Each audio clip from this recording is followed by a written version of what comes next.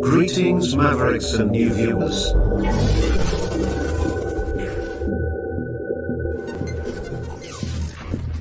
Tonight, direct and live from the Maverick News Network World Studios. This is Maverick News with Rick Walker.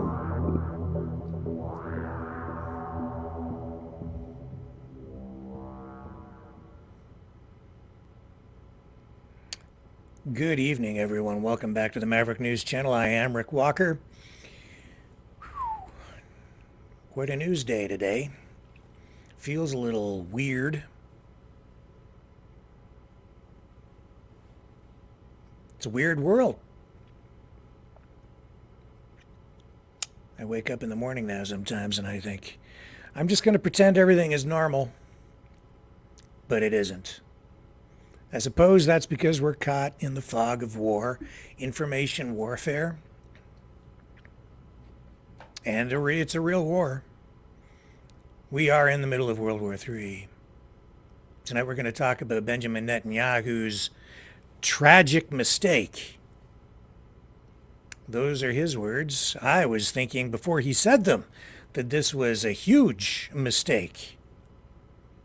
That's why it says that in the thumbnail tonight, because I created that before he said it was a tragic mistake. A mistake, for sure. This whole thing in Rafah, I said from the beginning, they shouldn't go in heavy into Gaza the way that they did. A trap it is, a trap it was, a trap it still is, and he just doesn't seem to learn. We'll talk a little bit about that tonight. The ramifications of that. Artificial intelligence. That was the topic during a special session up in Ottawa today. Anita Anand from the federal government participating in that. We'll tell you what that's all about. And it does tie into a lot of what we're talking about tonight, which is information warfare, propaganda, social media, patriotism, how governments manufacture consent for war.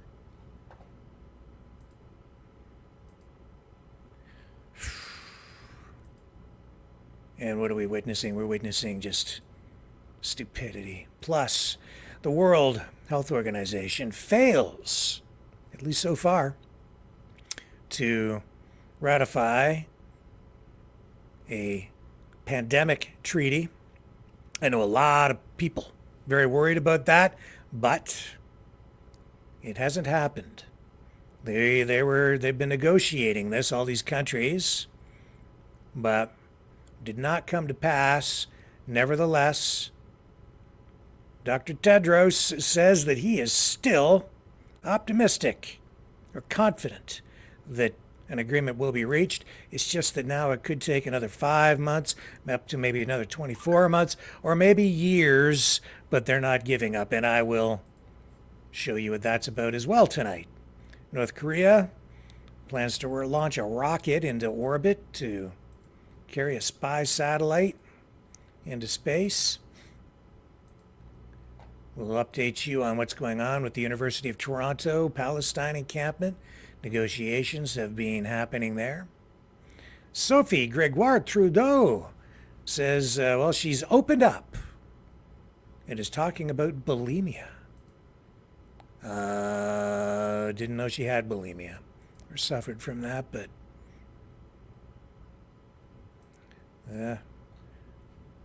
we'll talk about that too a bit. And the back and forth, again, propaganda between Russia, Ukraine, Kharkiv. Was that a missile strike on a shopping center? Was Vladimir Zelensky in a studio, or was he really on location shooting something for a promotional video or a propaganda video, however you want to talk about it? One way or another, what we're talking about here is that peace summit coming up in Switzerland next month. I'll show you what that's about too. Talk about it a bit. And And then we're going to look also into the past to look at a time that seemed to make more sense, but maybe the past made less sense. We just thought it made more sense, and I'll explain that as well. Plus, Alex Jones goes to war against RFK Jr. All that and more coming up right here on the Maverick News Channel. So don't go away. I'll be right back.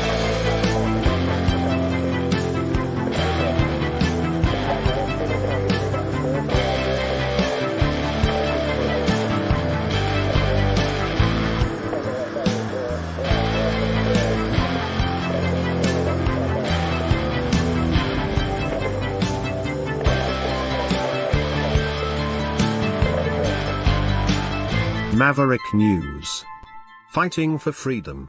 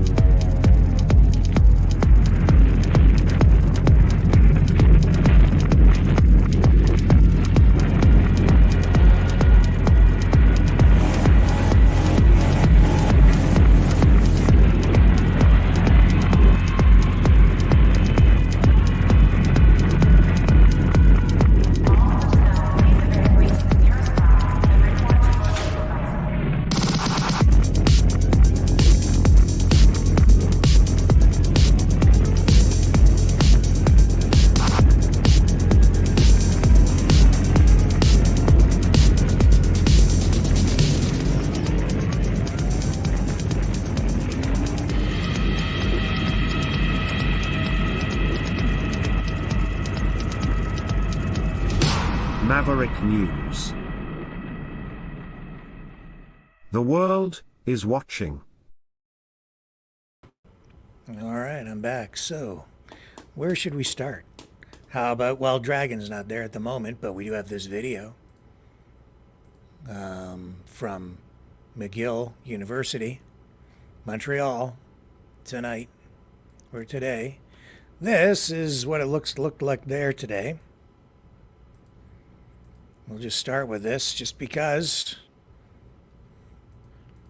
I'm going to remove the audio because there is music on this. It's produced, but it's just a single shot, so I think it's safe to run it. And there you see, so I'm told this is McGill University today. Palestine flag being huge, and there's Benjamin Netenyahu in what appears to be a cardboard cutout, sort of a cardboard effigy, with him hanging by the neck.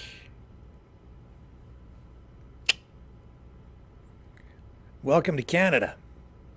Your country has changed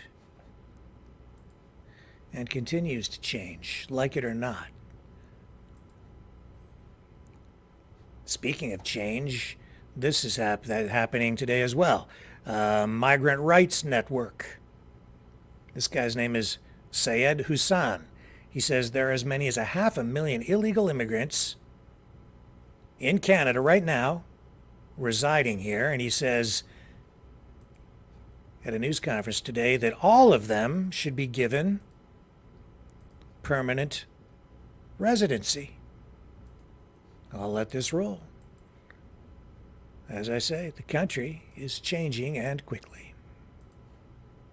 I wonder if I could ask if any of you have an estimate of how many people are undocumented in Canada and how many you anticipate might want to apply if the program is opened. One of the major concerns is that there is no good estimates of how many undocumented people there are. The range estimate is from 20,000 to 500,000. We believe that for this reason, a program should be broad and inclusive to allow people to come out from the shadows and enter the family of rights by applying for permanent residency. Instead of trying to determine caps at this point, it is crucial that that we understand that this is about equality and fairness. And anyone, if there's some people who are excluded, then that's not equality, that's just discrimination.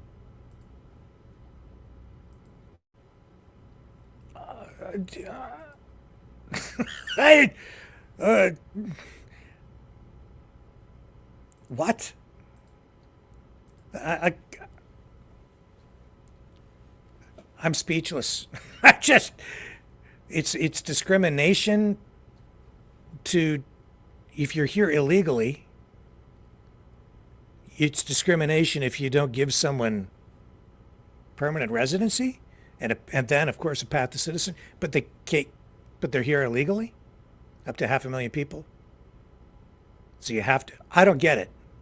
Just from a legal standpoint alone, I don't get that at all. I don't see how that's just, it's, wow. They're liberalizing the immigration laws. We've seen it earlier this week. What was the other law? Just off the top of my head. I'll have to look it up. They were fast tracking citizenship as well. I'll have to look. There was another piece of legislation or law that it passed in front of me this week. There was a news conference. I don't remember. I'll find it here before the end of the broadcast. That one too made me kind of open my eyes and say, what the heck are they doing up there in Ottawa with their immigration policies? It defies logic, but I'll get to that. I don't want to get it wrong, so I'll look it up. So yeah, all that happened, and then today also Canada has pledged that they're going to give a lot more visas to Gazans because of Israel's military offensive in Gaza, and specifically today because of these deaths in Rafah, where we've seen video of, I guess, as many as I'm hearing anywhere from 35 to 45 people killed and others injured in Rafah, where Israel was ordered by the World Court not to proceed to end its military offensive there immediately, and Israel ignoring the World Court. And now Benjamin Netanyahu has a public relations information warfare disaster on his hands, and I think he probably still doesn't realize it. I mean, I have to tell you, this guy does not learn. This is the dumbest, stupidest, most. You know what I really wanted to put on the thumbnail tonight? I wanted to put his picture on it and the word, just one word, idiot. Just the word idiot. He's got to be. He's just so arrogantly and so supremely overconfident, and he's got to be sick. There's something wrong here. This guy just doesn't get it. As I said from the beginning, man, you go in, you might win on the ground, and from a military standpoint, you might clear out whole areas, but you're going to lose. If you win, you lose. This whole thing was just a trap, and it was stupid, and he's taken the bait, and innocent people are paying the price. And I said as well, the Hamas is also to blame here because they don't care. They knew after October 7th that they would get this kind of reaction, and they're using those children and other civilians, adults, as not just human shields, but as, more importantly, martyrs. Does Netanyahu not get this? Do these people not get this? They have been live streaming constantly. There have been multiple live streams coming out of Gaza constantly. Why is that? They're just waiting. They've just been waiting for the attack from Israel. So why? So they can show it to the world. It's not just a form of defense, these video feeds and the videos that are being shot and produced. It's not just a form of defense. It's an offensive weapon in the war of information we're now immersed in this whirlwind of information warfare. Hasn't he figured that out? Haven't people figured this out yet? This is what Hamas is using as a tool to win. And they are winning. It might look like they're losing. No, they're winning. They're winning this war. Hamas is winning this because they're winning in the court of public opinion. And so ultimately they will get what they want, whatever that is. And we're seeing more countries come on board. They're more sympathetic. They are recognizing Palestine as a state, which, fine. However this plays out, whatever gets us to peace, I'm kind of cool with it because the fighting has to stop. These massacres have to stop on both sides. Hamas, Iran, much better at the information warfare game. They've been investing heavily in it. Israel, they suck at it. I don't think they're paying enough attention to it, any at all. Barely. The West, too. People are like, oh, the CIA is the master. No, they're not. No, they're not. The West sucks at it, too. Ukraine sucks at it. We're going to talk about all of this tonight. Hamas, Iran, Russia, they're winning. They're winning the social media game, the information warfare game. Oh, yes, they are. They're good at it. And it's the most important part of this war. By far. By far. One of the reasons is, I'll just come right out and say it, the people on the other side, they're so afraid, they're paranoid, they won't even talk to some people online. They're just plain afraid. It's just such a low trust environment that I see it within the freedom movement too. It's like, oh, you talk to Joe. Joe's on that side. I'm not going to talk to you then. So it's not so much childish. It's just absolute hyper paranoia. Like, I can't talk to that guy because he talked to so and so, so he must be an agent of the Russians or whatever. I don't know. All right. I'm just telling you, man. So it's hard to sit in this chair and drive down the middle of the road because you know why? People in the middle of the road get run over. You're being forced to pick a side.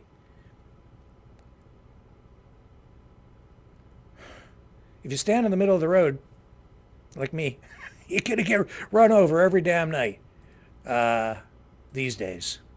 So much for impartial journalism. It's pretty tough to stand out here and be try and be at least provide some balance. I'm getting a little off the track here. It just sticks in my craw. Wow. So yeah, Canada's gonna issue an additional 5,000 visas for Gaza residents as a result of all of this stuff going on. And part of the information war is showing that video. Like that's the biggest thing, because that's what generates the public sympathy. And so even yesterday, I haven't shown too much video out of there because so much of it is so graphic. Some of it has been altered that I've seen. Some of it is fabricated, and some of it appears to be 100% authentic. So let me show you. Where did my video go from Rafah? That'll be easy enough for me to pull it up here again. So yeah, I've seen some stuff that is definitely fake. Some of it that is real. And yeah, this stuff's all altered with music. I could show you some of it just to make the point, but maybe I will.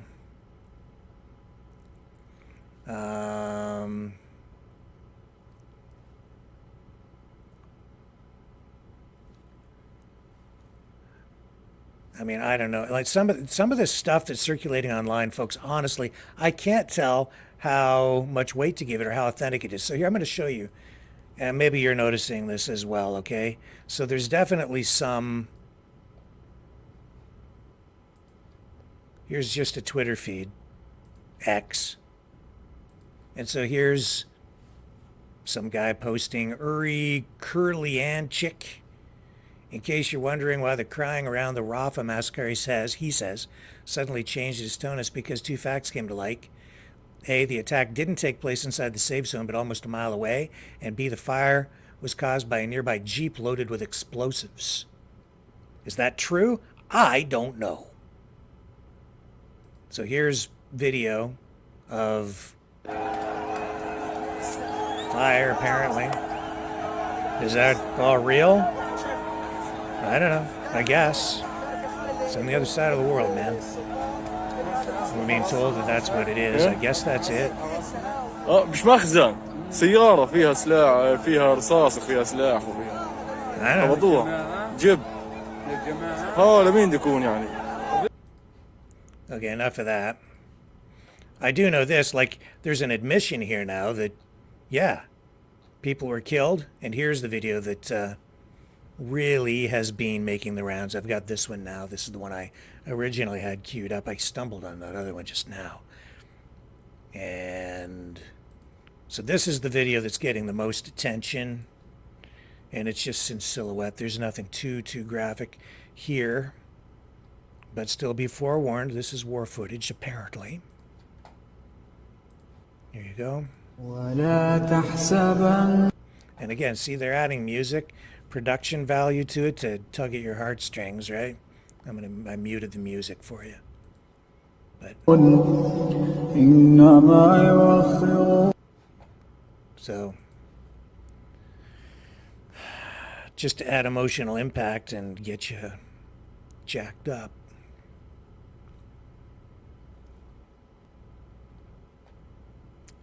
So this video, you know, it's authentic, but being used for as part of the whole campaign, right? Okay, enough of that for the moment.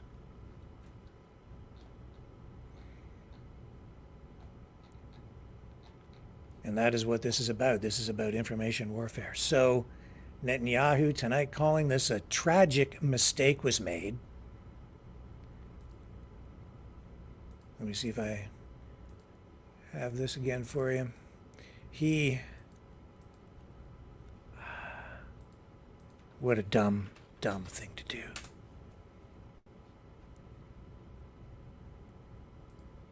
You know, it's if you could you just shoot yourself in the foot any more times and still not figure out that you shouldn't be pointing down? And maybe you should just holster that thing.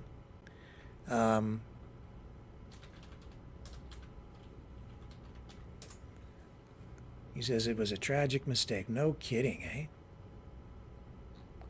Yeah, and I think he delivered that address. I don't think he gave an English version of it. Here's so I've got this, but I don't think this is not in English.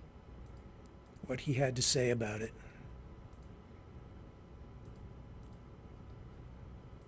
Here, I'll run it though. אני עומד בלחצים מבית ומחוץ, ואני עומד על האינטרסים הלאומיים שלנו מתוך אחריות לאומית. ולכן אני אומר לכם ביושר, אין... Okay, so I'm not going to run that whole thing because he's not speaking English, and of course we have a almost 100% English audience, so I just don't know. Anyway, you slice this, it's a disaster. And then I'm seeing, protests. So this apparently is happening right now in Spain, apparently. Is this real? It appears to be. Is it accurate? Is it current? Maybe, I suppose. I'll just have to take the poster's word for it.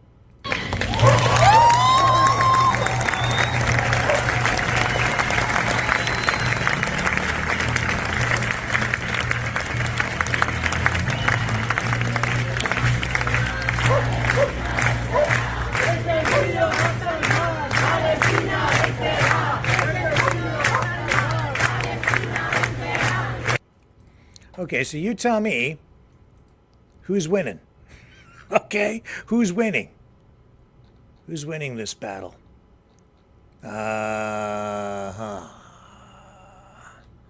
Pretty clear to me who's winning.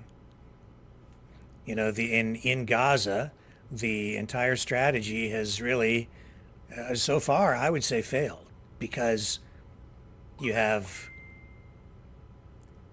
people who have been sort of pushed out, Palestinians, and where the Israelis went in and sort of cleansed areas or cleaned out Hamas. People have moved back in. They've got more problems back there. They don't seem to be able to find the Hamas leaders that they've been trying to find. They're saying they're using precision weapons to target Hamas, but what we've seen in Rafah suggests that maybe the munitions that were used here were not high precision. Obviously, if you're killing some 40-some people, it would indicate that maybe not. I can't say with any certainty, but there's way more footage out there. Some of it definitely fake. Some of it appears to be real and authentic, of the victims, and that stuff has been embraced as authentic by even mainstream media, much of it around the world. And so that stuff's making the rounds, and of course that's generating huge sympathy, support for the Palestinian side, and disdain for Netanyahu and Israel. It is damaging it has damaged Israel's image worldwide. Again, this whole thing, really stupid, bad strategy. And as I've said also from the very beginning, I've seen war crimes on both sides.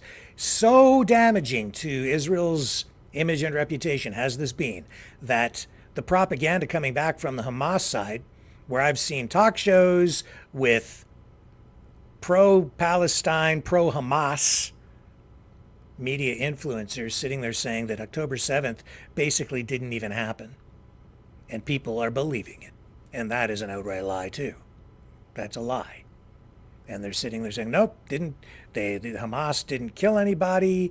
Israelis did it all on their own, or Israel is responsible for the attack. And again, I mean, the logic behind that is also stupid and yet highly effective when coupled with an information warfare campaign. Who conducted the attack? It was horrific. It was not, that attack on October 7th was an attack against civilians, and it was widespread, and they went in there, and they were not targeting armed soldiers. They were targeting unarmed people and trying to inflict as much damage and spread as much death as they possibly could in an absolute act of terrorism. Now, what came after is also inexcusable. Even though Hamas is using those people as human shields and martyring them, it does not give Israel the right to go in and slaughter people. So I've said from the beginning, there are war crimes on both sides. And these people need to be very careful. And that is why tonight, when we are seeing, more support now even than there was before for the arrest of Benjamin Netanyahu and the execution of not just the arrest warrant, but to put him on trial for war crimes. It's not surprising. And I am seeing, that on that side on the Palestinian side and on the, people are coming right out and saying that they see that these guys should be tried it's sort of like a Nuremberg 2.0 trial through the ICC, the ICJ, the World Court. The United States saying that they don't recognize the authority of the court. But you know what? I said before, all these things that people are talking about, when they say Nuremberg 2.0, even when they're talking about Trudeau and the pandemic and all of that stuff, this is where it's going. And as all of these events progress, it gives more legitimacy through public support to the International Criminal Court and the International Court of Justice in The Hague, which are bodies that up until now have largely been toothless. But you get enough public support behind an international body like that, which has no enforcement mechanism, and it would be the people ultimately that would be the driving force and the enforcement body behind the decrees and the decisions that these courts hand down. Canada is actually a signatory to it and is bound by it, or it apparently is supposed to be bound by it. We'll see, because there are some people who have initiated legal action to have him arrested too. Although the ICC and the ICJ, to my knowledge so far, that they've not come right out and issued arrest warrants for Trudeau. We'll see what happens. Times are changing. All of that ties right into all this anti-colonialism ideology that has been taught in our universities. That's why you're seeing all this protesting, all these encampments on universities, at universities across Canada and the United States and in other countries as well. And we're seeing, well, I just showed you McGill, where things seem to be escalating to some degree. And at the University of Toronto, they have now filed for a court injunction to evict the pro-Palestinian encampers on the school's downtown campus. Now, the media is saying that these are student-led demonstrations. I think it's a mix. You have some students and you have some outside, I would say, probably professional, or at least regular protesters, helping to keep these things going. University of Toronto President Maverick posted today and said that the school's lawyers have requested the Ontario Superior Court of Justice hear the request for an injunction, and he wants that process expedited. Now, the university has been engaged in negotiations with these encampment occupiers, if you want to call them that. So they're peaceful protesters, yeah, but they're occupying. And they're restricting access, and they are causing a lot of disruption, to say the least, and I would say even going beyond that.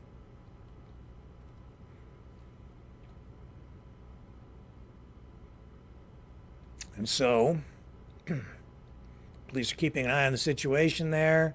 And the people in the camp have been served with a trespass notice. That came last week. And the university has vowed to take all necessary legal steps to clear that encampment out. But it is taking time because they now have a foothold.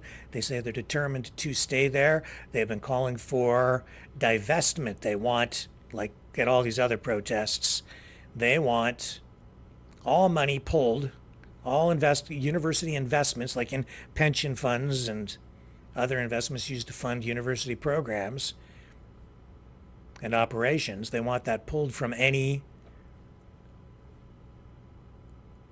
corporations, companies that are tied to Israel or the military-industrial complex. Even though the university has come out and stated at the University of Toronto that they don't have investments as described by the protesters. They don't have investments with companies tied to the military-industrial complex, at least not in the way that it's being characterized in these demands. None of that seems to matter. They're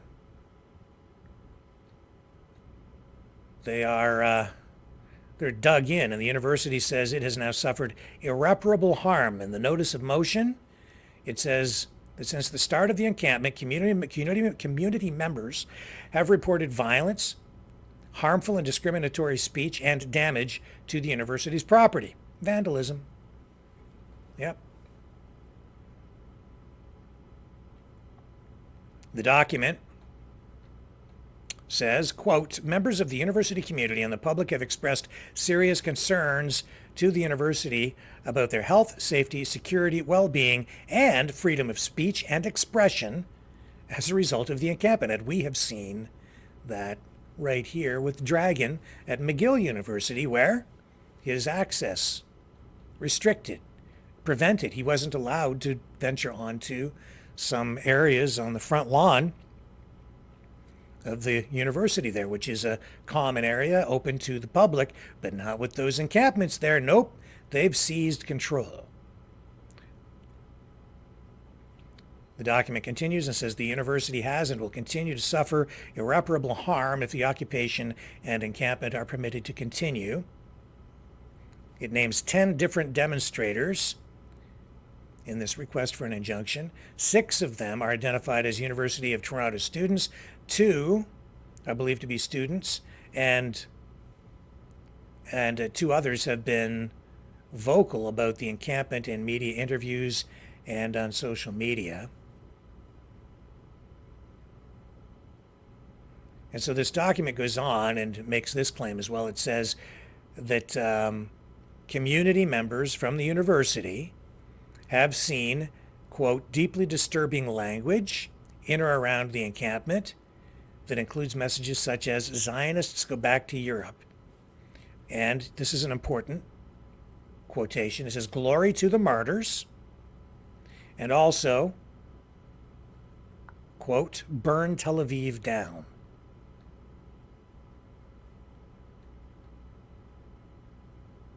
And the university also estimates that it could take anywhere from a month to 6 weeks to repair all of the damage from the vandalism and from the occupation.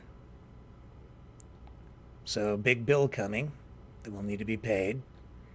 By whom? Will the protesters pay for that? Highly unlikely.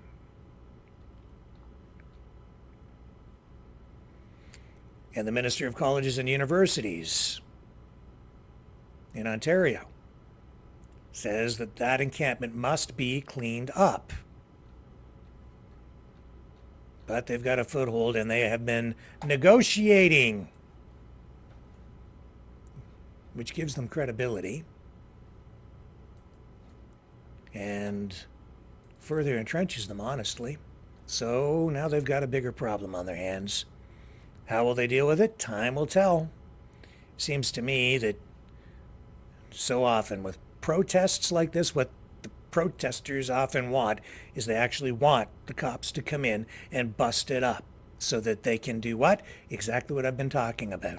So that they can capture it all on video, play the victim, and use that as a public relations information warfare weapon. It's propaganda. They get to martyr themselves. They get more street cred, and it generates public sympathy. I'll be right back.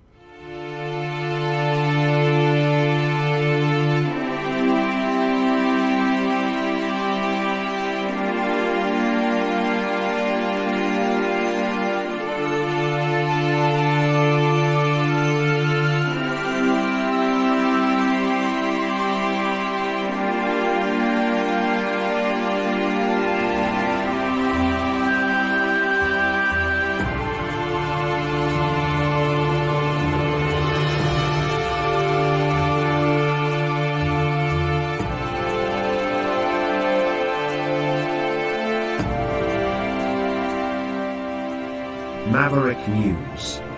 The world is watching.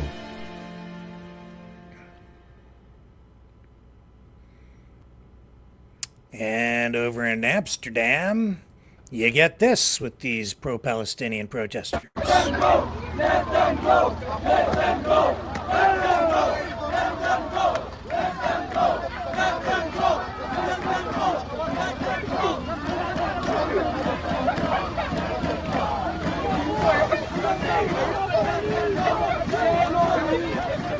Shame on you! Shame on you!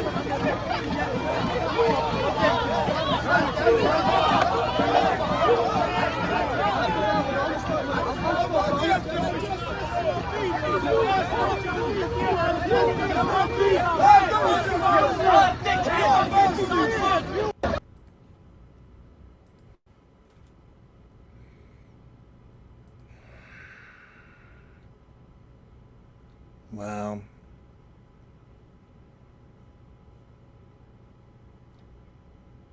I don't know. And this is, I don't think this is, yeah, well, I don't know. I don't think this is from today, but this is, no, I'm not going to run that. It's too old.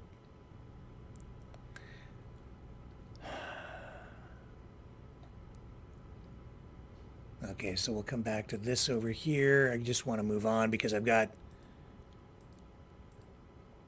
wanted to show you this. Now, talking about information warfare. Okay, this is the opposite side of the information battle. I came across this, and this is why Twitter, X, has turned into an information cesspool. I mean, it's just a dumping ground for everything. It's not about, I don't know if what I'm about to show you goes beyond free speech. This is malicious information. This is people trying to mislead the public. Because this is a post that says that protests have erupted in Istanbul where they're burning the Israeli consulate down. Okay? And this is brand new post just within the last couple of hours. I'll show you the footage and then I'll explain what I'm talking about. So this is the Israeli consulate in Istanbul.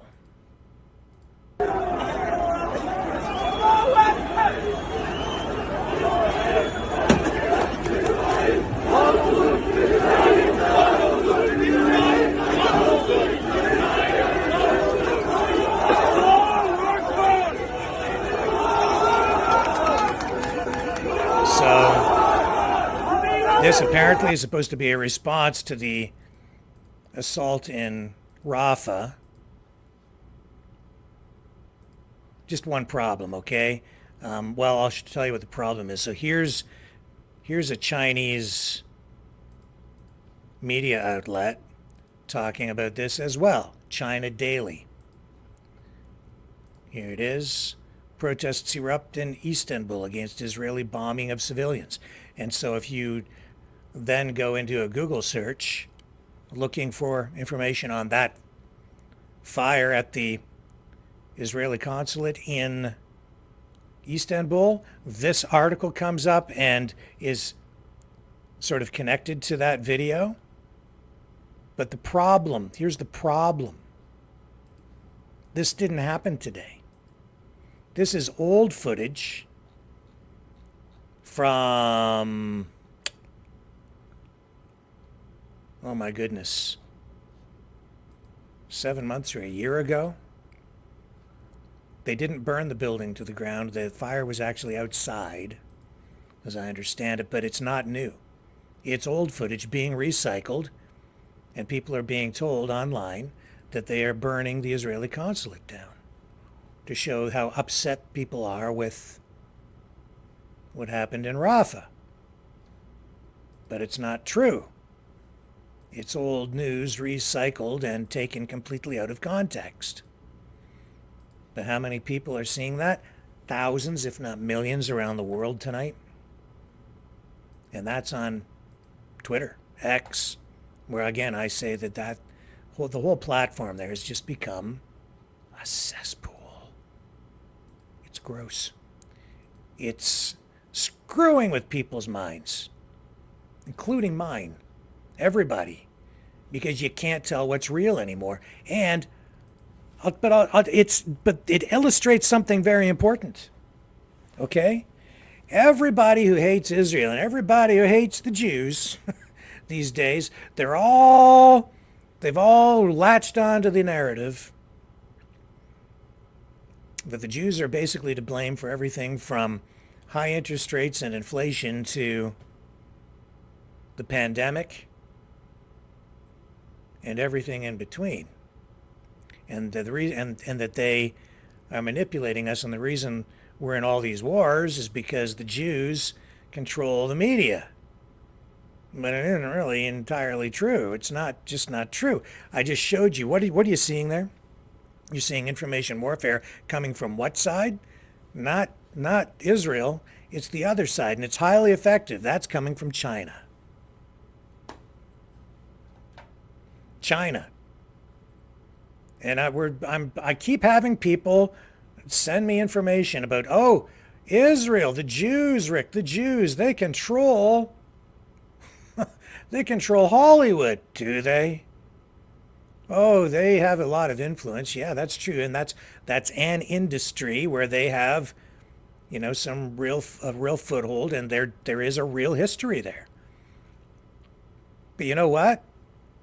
I know a lot, here where I live, variety stores, a lot of them, huge number of them owned by Koreans. They have a Korean business association, a convenience store association here in Canada. It's very powerful. They formed this association so they can buy inventory, convenience store items, not just at wholesale prices, but at better than wholesale prices, because they get they buy together, so they get more volume, and they all benefit from it because they're smart. But it doesn't mean that there's anything sinister going on. It's just that that's an industry where, as a community, they've come together and they work together, and they've been building that up since they've been coming into the country more and more. And I don't have anything against it. I don't, and it's not to say that they're 100% all Korean-owned variety stores. It's not true. Not all the variety stores here are owned by Koreans. Down the street, a good friend of mine, she has a variety store, a convenience store. She's not Korean. But up the street, there is one that was owned by a Korean at the corner here, but now it's owned, he sold it about 6 months ago. New owner in there. He's not Korean. I'm not sure where he's from, honestly, because I don't go around asking people, where are you from? What's your nationality? What's your religion? He's just a nice guy. I go in there a couple of times a week where I buy bottled water. He filters it. He's got a water filtration center there, so you can get your filtered water. So that's where I buy my water, because I don't like the tap water. I don't like all the chemicals in it. And this stuff tastes way better, and we can talk about that another night. But the point is, it's a cliche to a degree. Like, it's just because a particular nationality or group of a community or diaspora is involved or has a high concentration of ownership in a given industry, it doesn't make it evil. And this whole media narrative that controlled by the Jews, not really. Case in point, China. I just showed you how China is having real influence online in a very real way, just with this disaster in Rafah over the last couple of days. And if you look at what's been going on in Hollywood, Hollywood is kind of, well, if they haven't taken over, they're well on their way. Back in 2020, the stats show that China became the world's biggest box office market for Hollywood films. So just a few nights ago, I was watching over the weekend, I was watching a movie. One of those rare occasions when I actually had a little time to sit and hang out with my wife, and so we were watching this film, and it was called Page 8. And it was very timely, I thought, because they were casting the United States and Israel in as sort of the bad guys in this tale of spycraft. I don't know if you're aware or familiar with the film, and it seemed to me like it was something that maybe was made right now, because we hear so much negative talk about the United States and Israel, and how the U.S. is to blame for everything. Everything bad that happens to the United States is the United States' own fault, and everything that's bad around the world, that's because of the United States. And so I'm watching this film, and it's tying right into that. And really bad casting Israel and Zionism in a really bad light. And then I said to my wife, I said, when was this movie made? And as I recall, it came out as like either 2011 or 2013. And I went, whoa, because the storyline, you wouldn't have seen a movie with a script like that, with a theme like that, say back in the 1980s during the Reagan era. Would not have seen that. Back then, in the era of Reagan, it was very pro-American. You had movies come out like Top Gun with Tom Cruise. Basically a recruiting film for the Air Force and the Marines, right? Everybody wanted to be a Top Gun pilot. And Reagan brought back national pride. But today, it's cool to hate America. Even the people who call themselves patriots have no trust of government. I don't know, these candidates. The only one who doesn't want to tear down the system is Biden, and that's because he's corrupt as hell and he's exploiting the system. And the other two guys, they seem to want to tear it down, either because they have a genuine interest in ousting the deep state and restoring things, or they hate America just as much as the next American hater. And they want to destroy it too. You just can't tell who the good guys are and the bad guys anymore. But back during the Reagan era, it was like it was a rekindling of Americana. And it was a golden era as far as I was concerned. At least everybody felt good about it. Maybe it was a facade, maybe it was an illusion. But we sure did feel good about the country. And that was because of, honestly, a lot of that was propaganda too. Cliches, Americana, like it was in the 1950s. Leave It to Beaver. America and apple pie. America and apple pie. Felt good, didn't it? And the economy was better. Everything seemed more stable. Oh, there were problems. A lot of people on the left didn't like Reagan. I remember when he was, running the first time around for election. And the left was quaking in their boots, them lefties. And they didn't think he could win, but Ronnie Reagan, as they used to call him, because they tried to cast him as a warmonger. Ronnie Reagan, he did get elected. And on the Republican and conservative side today, he is idolized, isn't he? Sure is.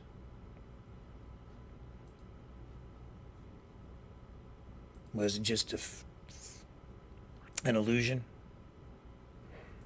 I don't think so. I think there was truth to it, too. Everything's a cliche when it comes to the world of politics, and politics itself is just a construct. It's just an idea that people support in the end. But, man, it was a better time. And now everything has shifted. I mean, you talk about Top Gun. The new Top Gun movie, it was censored by China.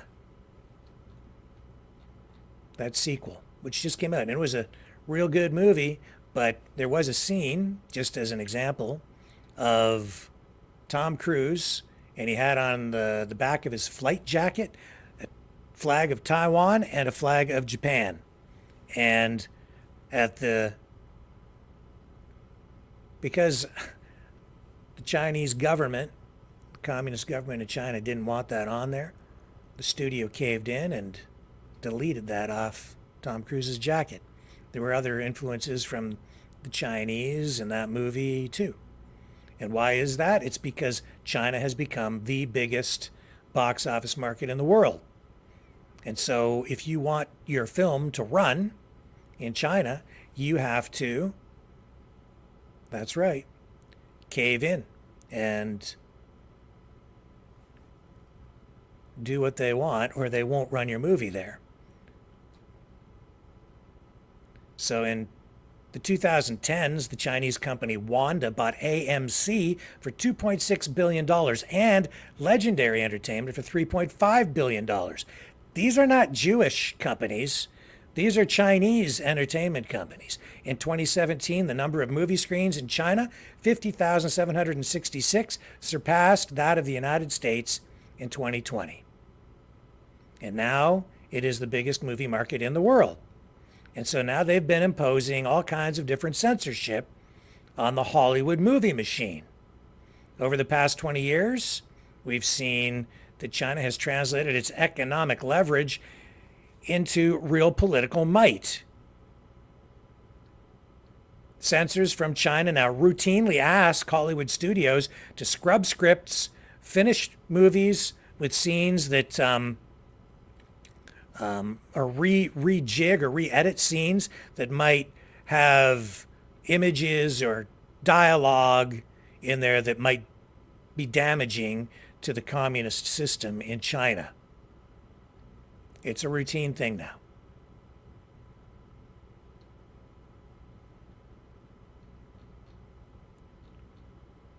It's sort of a form of, well, it is definitely a form of censorship. We've seen all kinds of movies since around that time undergo Chinese censorship and editing.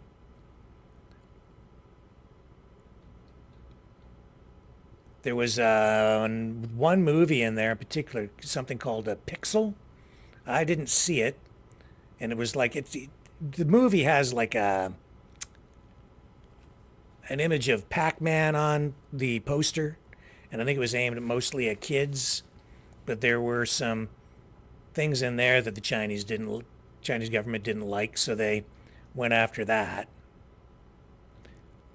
Also, World War Z. Here, I'll bring up an image of that. World War Z.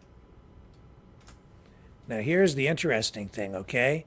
A friend, just speaking to this person earlier today about this movie.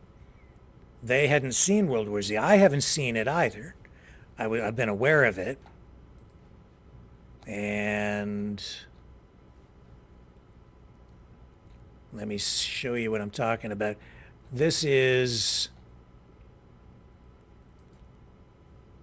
So World War Z, I think Brad Pitt was in it. There was supposed to be a sequel, and a lot of people have been waiting for this. It was a blockbuster hit, the original. And here, I'll show you. So, the sequel, though, has been canceled. Well, why is that? Whatever happened to World War Z 2? And this is on a site called Collider.com, and they're confirming what I'm telling you in a roundabout way. It says... right here, point 2.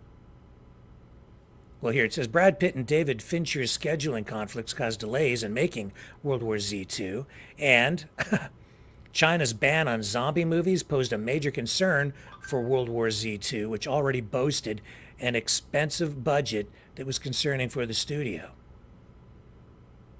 They have a ban on zombie movies.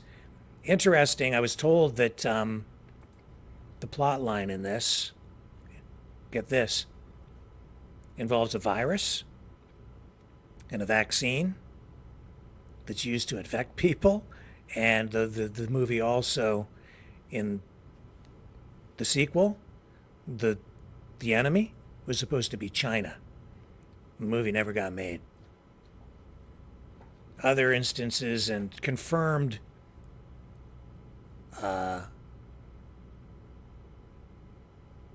information out there about Disney with some of their films where they've actually made movies, and then at the urging of the Chinese government, they've kind of gutted them, and they were not really properly distributed, so they've suppressed the distribution of films. So World War Z basically didn't get produced because China didn't want it produced. And then people sit here and they keep saying, oh, Rick, the Jews control everything. They're to blame for everything. Really? Isn't that interesting? Because, you know, I'm seeing posts as well saying that, who's to blame for the virus? Who's to blame for the vaccines? Who's to blame for everything? Israel, Israel, Israel, the Jews. But where did the virus come from? What did Trump say? What did Trump call the virus? Where did he say it originated? At what lab? I'm not going to say it here because we're on YouTube.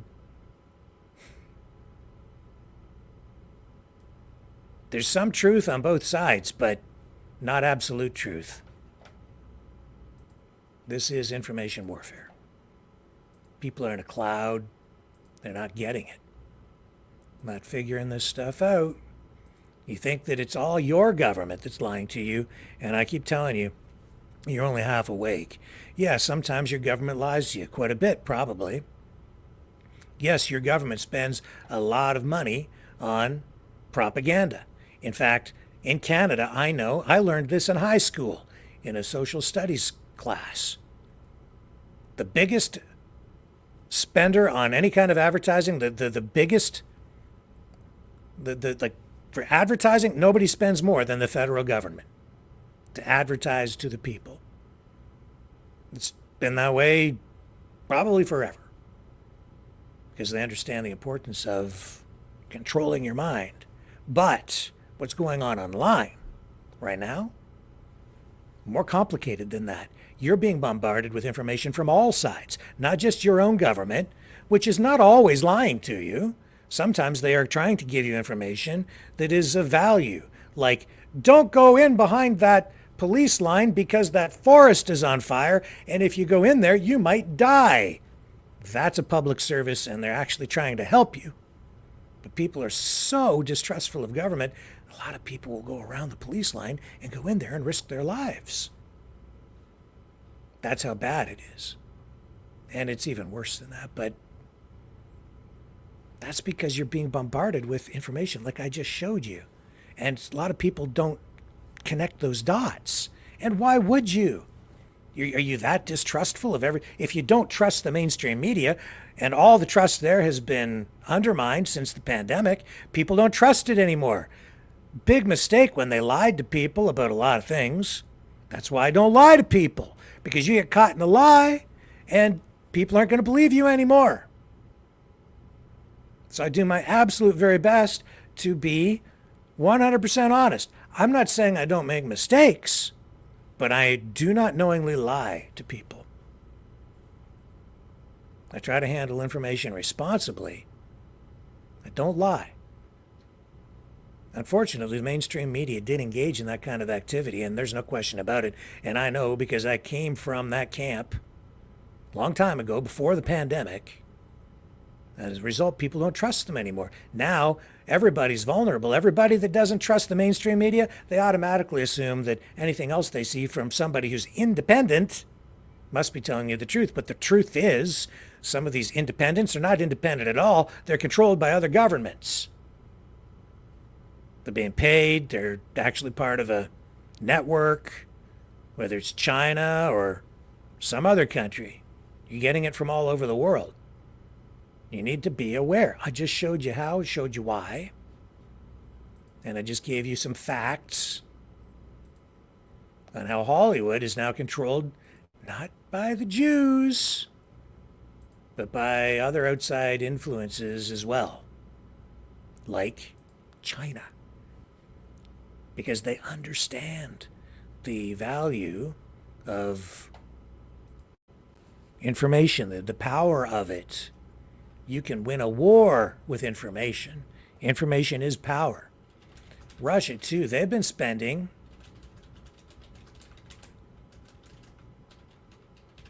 an increasing amount of money on information warfare and propaganda. They allocated last year 1.6 billion equivalent US dollars on state media. That's just domestically.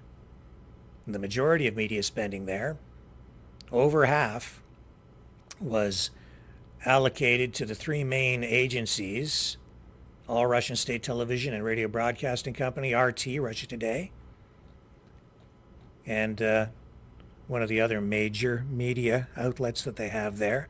But they're also spending record amounts on external information, and they've been increasing it every single year. Here, I can show you. Here's some headlines about that. Every government is engaged in this. Oops. There we go. Kremlin spent 1.9 billion US dollars on propaganda last year.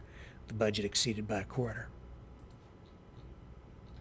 In 2022, the Russian Federation contributed 1.5 billion from the federal budget for mass media. They've been increasing it every year. I don't know what the budget is yet for this year. Don't have the total.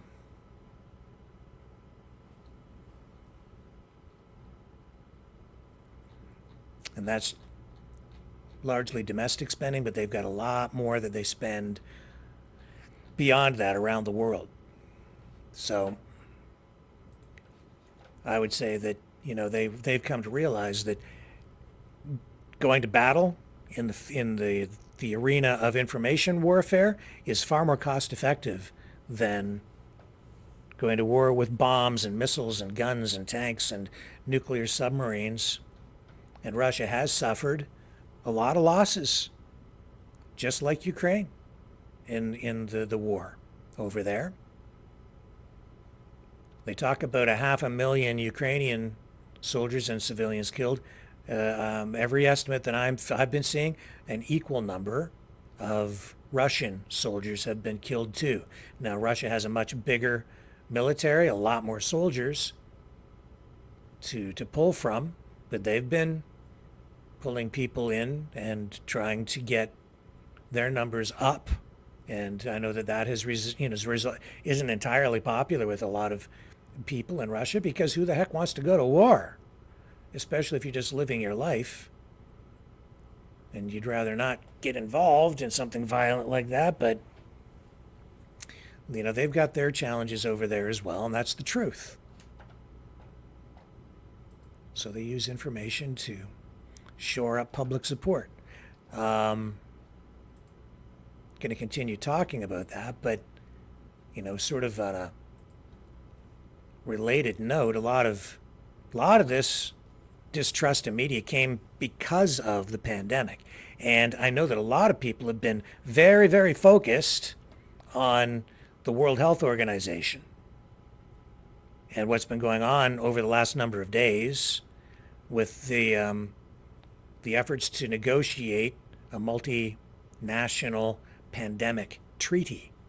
A lot of people worried that any treaty like that would result in a loss of sovereignty for individual nation states, because the WHO would then be given, if passed in any kind of form that we've been hearing about, it would give the World Health Organization authority to dictate to all the countries that are signed on to this thing, dictate the procedures or the response to any future pandemics.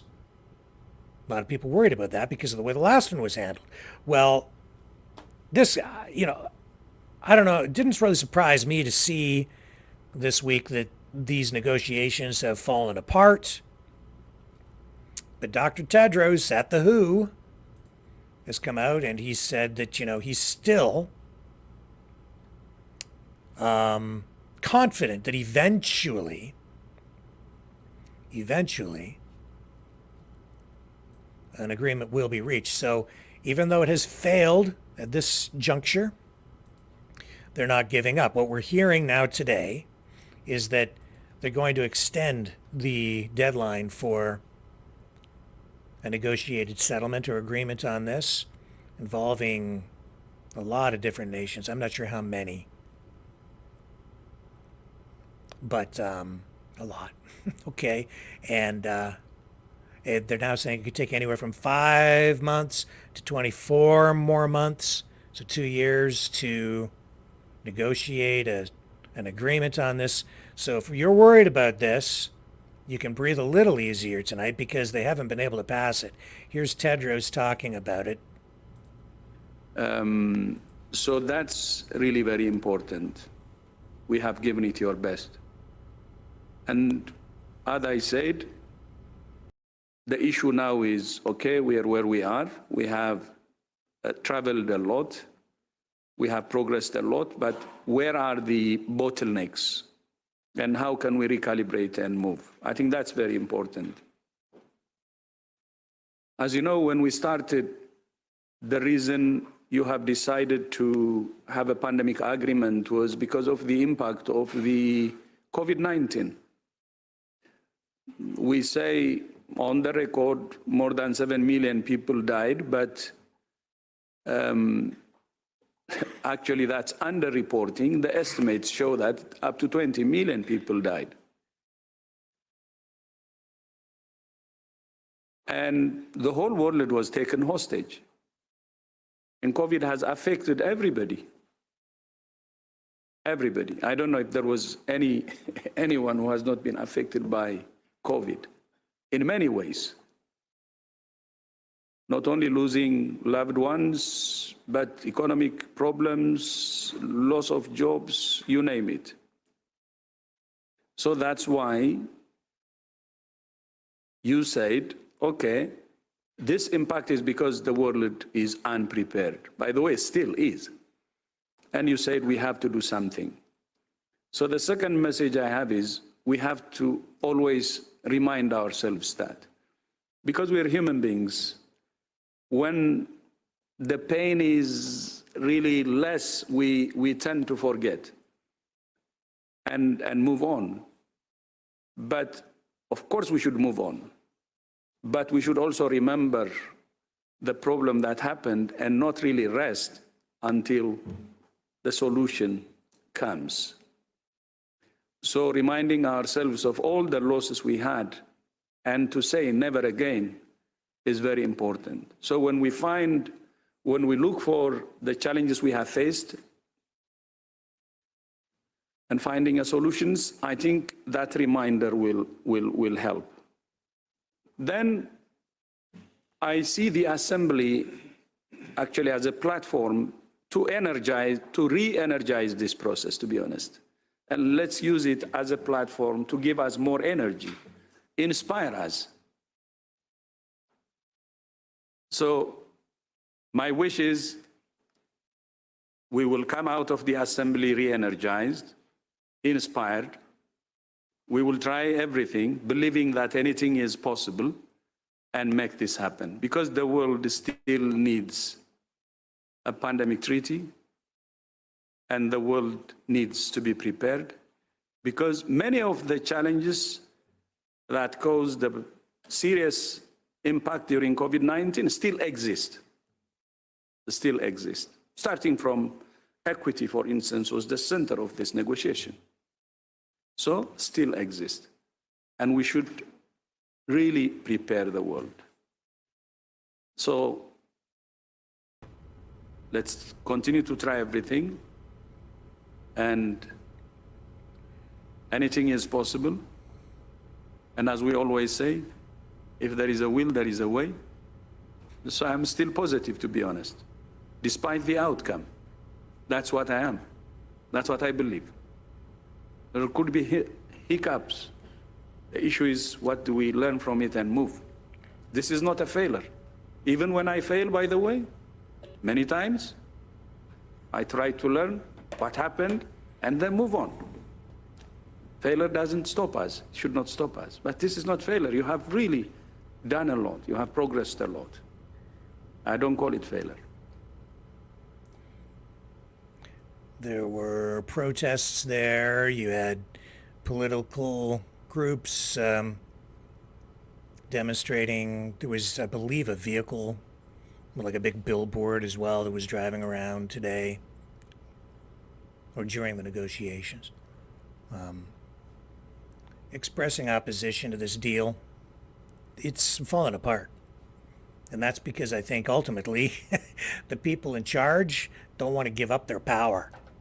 As much as they may be globalists, there's still that human greed that comes in and desire to be in control, especially when you're in control. So it just hasn't worked out quite the way that they were planning. So, yeah, we've got a little bit of a respite there. Now, where should I take it from here?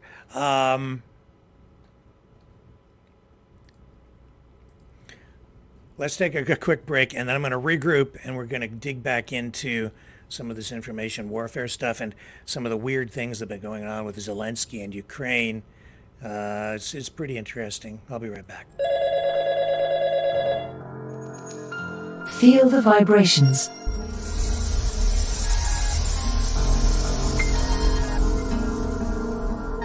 Our quest continues.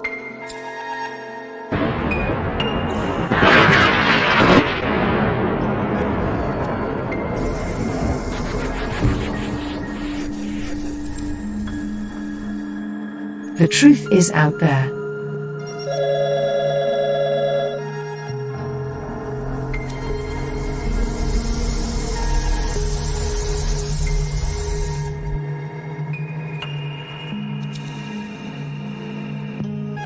We are Mavericks.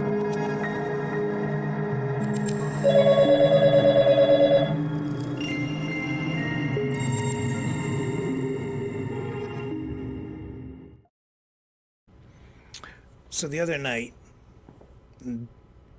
Kevin was on, and we were talking about what's happened in Kharkiv. Do I still have those maps? Yeah, I'll show you the map again. Okay, here's Kharkiv. You see that black line that starts in around the middle of the page and then goes out and about to the center and then comes down. So that's where Ukraine is. And Kharkiv is right near that black line. That's the border between Russia and Ukraine. That blue line, the arrow, shows how far away Kharkiv is from Moscow. Just to give you an idea of where it's located. So it's right on the border. And we have seen Russia intensify attacks there. They're also launching rockets or missiles into that area from Russia, which is why Ukraine is asking for permission to use U.S. weapons to strike back against those installations or targets in Russia, on the Russian side of the border. The United States has told Ukraine they can't do that. They can't use their weapons to strike inside Russia because they're afraid of escalation. Anyway, the UK has now told Ukraine that they can use UK weapons to do that. The United States has not. And some other countries are coming on board. Germany's opposed to it. So there's sort of division, at least at this point, as to what Ukraine will be allowed to do. Ukraine has been striking some targets inside Russia using drones, but not, apparently, not U.S. munitions that are restricted for that, against being used for that purpose. So that tees up what I'm about to tell you. So we've seen just in the last few days a market that was destroyed by a missile. Huge black smoke. We showed you the video. And I believe 16 people were killed there. So Kevin shared information which seemed to be coming from the Russian side saying that it wasn't just a civilian target, that shopping center, that it was a military target because there may have been munitions stored there. From everything I've seen, that has not turned out to really be the case. But I can't say with 100% certainty what the facts are because I can't see. I did show you security camera footage from inside the building last night, and that when the missile struck.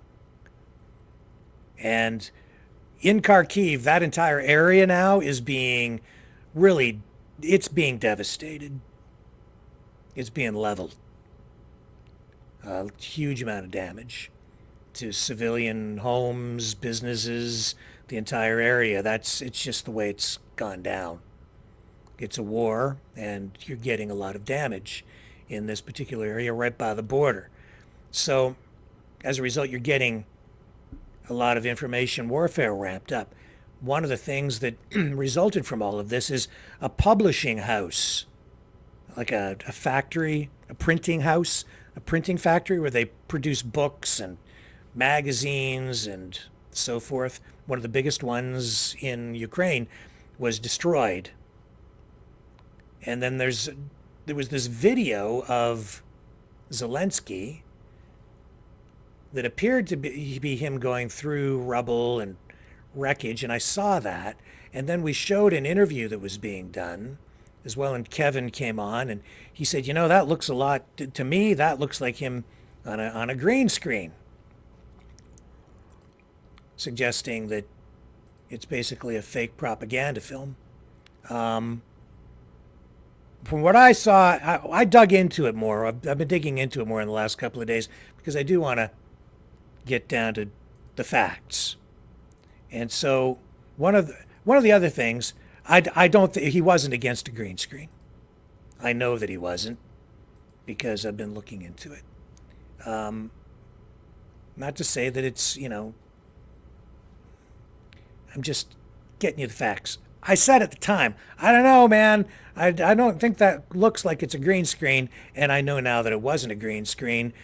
They didn't need a green screen because I now know that it was shot on location. Now, I also know why Kevin said that he said what he said. It's because he could see that there was evidence of it being a studio. And that's true too. And I'll explain that in a moment. And that's important, and that's why he was of the opinion that he had. But what was this really all about? It's about that peace summit, ultimately. But let me backtrack here a little bit. The peace summit that's coming up next month in Switzerland. The other reason that Kevin said, and others have been saying, that they think that that shopping center was being used to store munitions is because there were very few cars in the parking lot. But I also found this to show that that's not really a valid argument or a proper use of the evidence at hand, because immediately upon that missile strike, people left the parking lot. They were running and they all left in their cars. Here's footage to show that. They're all getting the heck out of there. They're running away. They drove away and they ran away. That's why the parking lot emptied.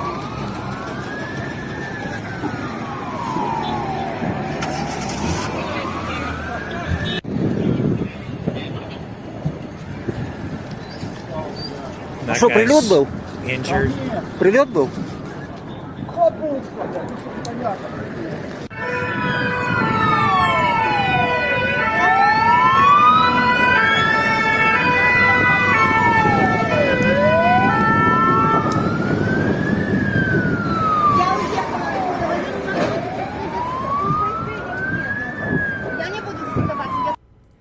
So that's truth. That's real footage. That's not shot in a studio. That's what it looked like after the missile struck. Now, I know that some people are looking at this footage, and I'll see if I can find it for you. There's footage of Zelensky looking at a computer. It appears to be going over some sort of script and so on. And, oh, here's the footage too from inside. I'll show you this again, in case you missed it last night. This is inside the shopping center, security camera footage at the time of the missile impact. Definitely a civilian target.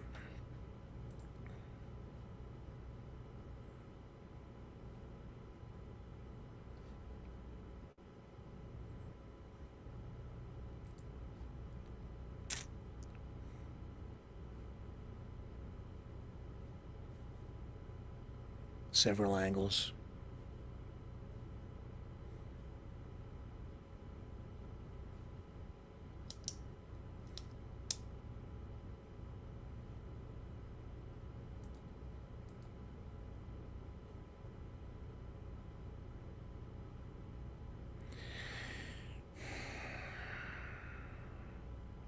And then, as I said last night when Joseph and Dragon were on, I also understand now why there may have been so much smoke, and that's because this was the main section of the building, housed a do-it-yourself hardware store full of paint, chemicals, building supplies, all of which can produce that kind of thick black smoke. So that explains the smoke. Also, my personal opinion, if it was filled with shells, munitions, you would have had much larger additional explosions, which would have been devastating for a much wider area rather than the single missile strike, destroying the building and setting that blaze. Now,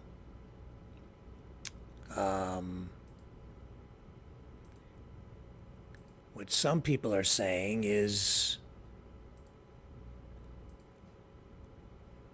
that Zelensky, being an actor, was oh man, that isn't the right thing. There's footage of Zelensky, and he is looking at a computer screen. I had it here for you. Oh, you know why? It's because it's a video that I have to download. Okay. So let me show you this if I can get it for you. Let me take a quick pause, and it'll be queued up on the other side. Okay? So 60 seconds and I'll have it.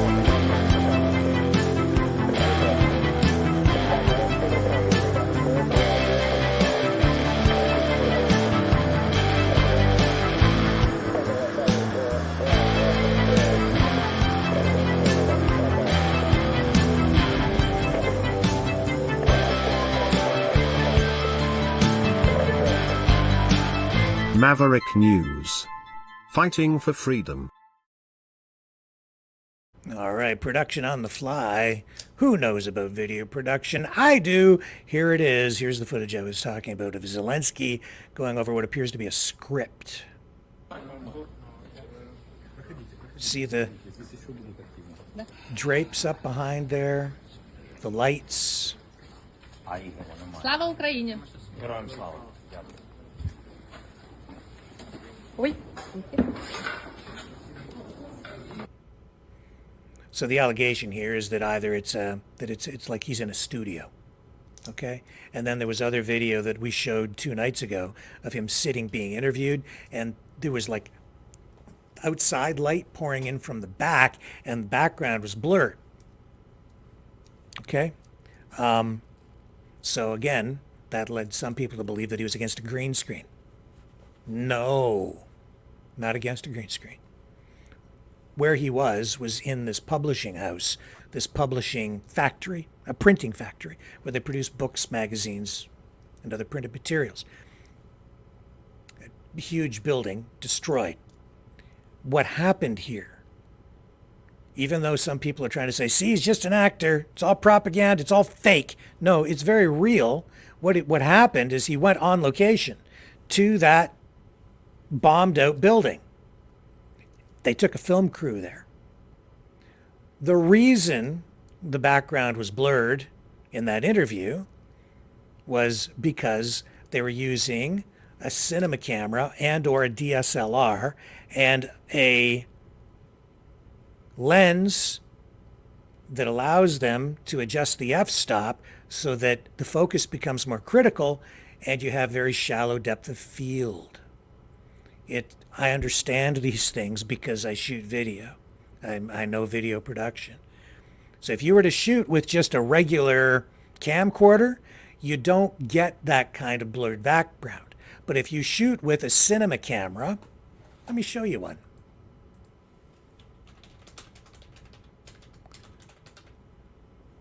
These are shot on video. These are Black Magic Design. Company called Black Magic Design. There are a number of, you can shoot with red cameras. You can also get this effect even just shooting with, like, I use Canon DSLRs. And these are not just regular video cameras. These are professional video cameras. This is the stuff they were shooting with on location, this kind of equipment. And so you can use lenses, different kinds of lenses, like you do on a DSLR camera. Digital single lens reflex, to get critical depth of field, to give it the look of cinema. That's why the background was blurred. Probably using a 50mm lens and an f-stop that makes the focus critical, so that things very close up, like his face is in focus, but then you get this beautiful blurred background behind. We used to do a similar thing when I was working in television. If you were out at night and we were doing like a political story or something, what we would do is the camera guy would go down the street. If we'd be shooting outside, a stand-up, and he'd go down the street and zoom in at night. And then what would happen is, as he zooms in with the broadcast television lenses, when you zoom in, it narrows the field of vision. You also end up with a more critical depth of field, and then all the lights behind look blurred, and they twinkle in the background. And it's really, it makes for a very pretty shot. And that's what we would do. So I understand depth of field. That's what Zelensky, that's why he appeared the way that he did. Now, what are all those lights doing there? When you're inside that building, they took the film crew there to produce some information and public relations style videos for this peace summit that's coming up next month. That's what he was doing. And when you're in the building, it's dark. But outside, because the walls are all blown out, you've got light bleeding in from behind. If you just shoot with a regular camera inside the building and you don't have any lights, he'll look dark. He'll be in silhouette and the background would be properly exposed. If you don't have light inside, what you have to do is overexpose the background to get proper exposure inside so that his face shows up. So you open up the iris and you would actually get crappy depth of field. It'd be very uncritical, but what that would have looked like is the background would have been completely white, overexposed, foreground in focus, and him properly exposed. That's a trick in broadcast that you use as well, but that's not what they did. They brought lights in, which you saw in that video right here. Look again. See that see that light right there? See that light right behind, right over his head, right there, top left-hand corner. That's a studio light that they brought in for this purpose, on location. Why do they have those black curtains up? That's not a movie studio. They put those up because they brought the film crew there, and you've got blown out walls, so they blocked the light coming in from that side, so they got proper exposure when they were shooting. I'm a professional videographer. I know what I'm talking about. And this is helpful when you're trying to figure out what's going on with information warfare. I can tell exactly what they're doing here. And what's he doing here? Yes, he's looking at a computer, and yes, they are looking at a script. And so what they've done is, you see over there to the side, I'll run it again here. Now look over on the left-hand side. See behind there now? There's light bleeding in. And look, we're going to turn around the other way. See all the light? That's where he was sitting for that other interview. You've got the whole roof gone. You have exposed outdoor light. They have all these wood pallets up there because there's crap on the floor, and they're walking on those because it's a disaster zone, essentially, okay? And so to get proper exposure, because he was sitting with his back to the outside, and the reason this is properly exposed is because that light, these lights are on, these studio lights that they brought in. That's how they got the proper exposure. That's why the depth of field was the way it was, not a green screen. just maybe a minor point, but it's a major point because it's not like he was sitting there in a studio faking everything. They went on location to the printing factory to show the damage, and he really was there. It's not fake in that regard.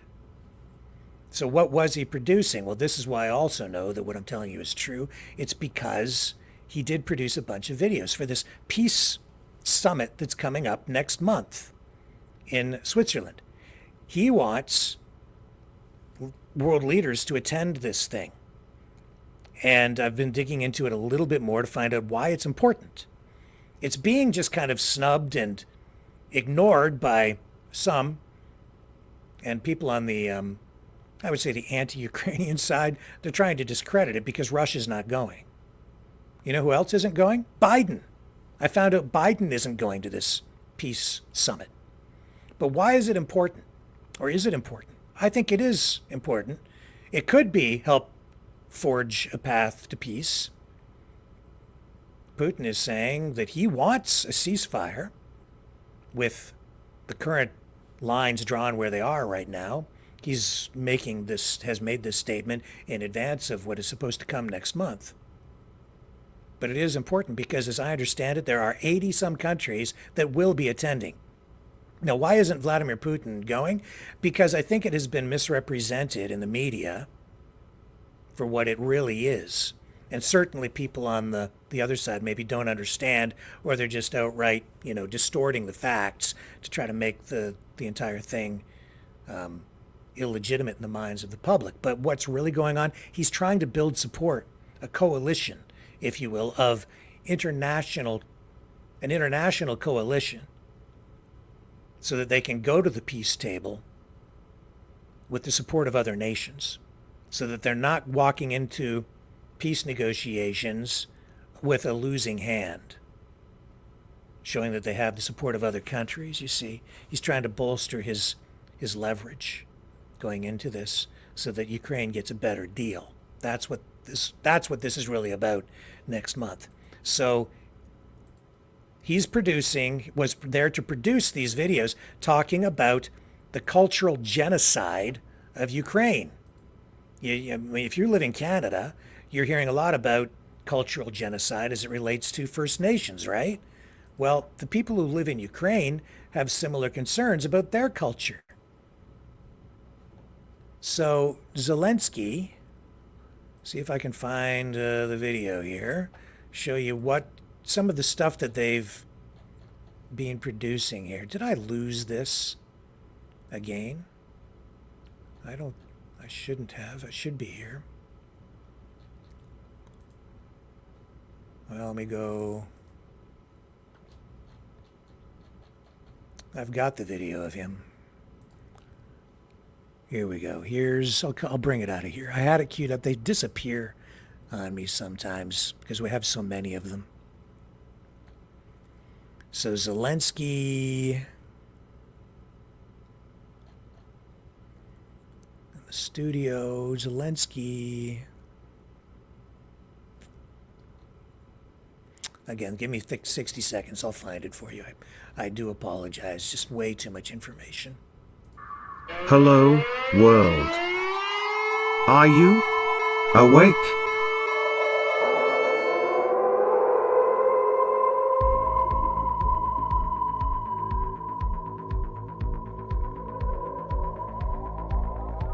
Uniting humankind by liberating millions of minds at a time. Maverick News.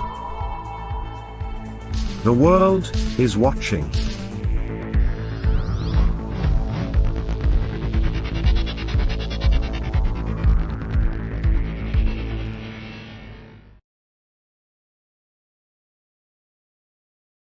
Okay, I have it here for you now. And, I'll preface this by saying it's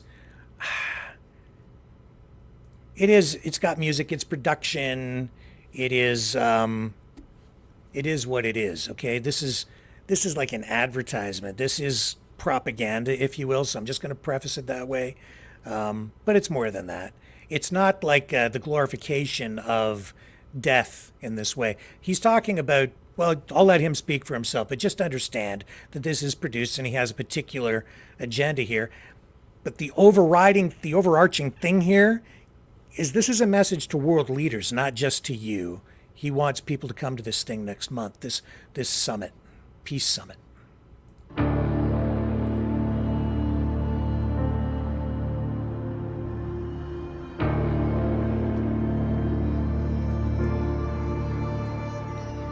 For them, it is a pleasure to burn. We all know who are we dealing with. Russia is run by men who want to make it a norm, burning lives, destroying cities and villages, dividing people and erasing national borders through war. There is no nation that can stop such war alone. Unaided world leaders' engagement is needed.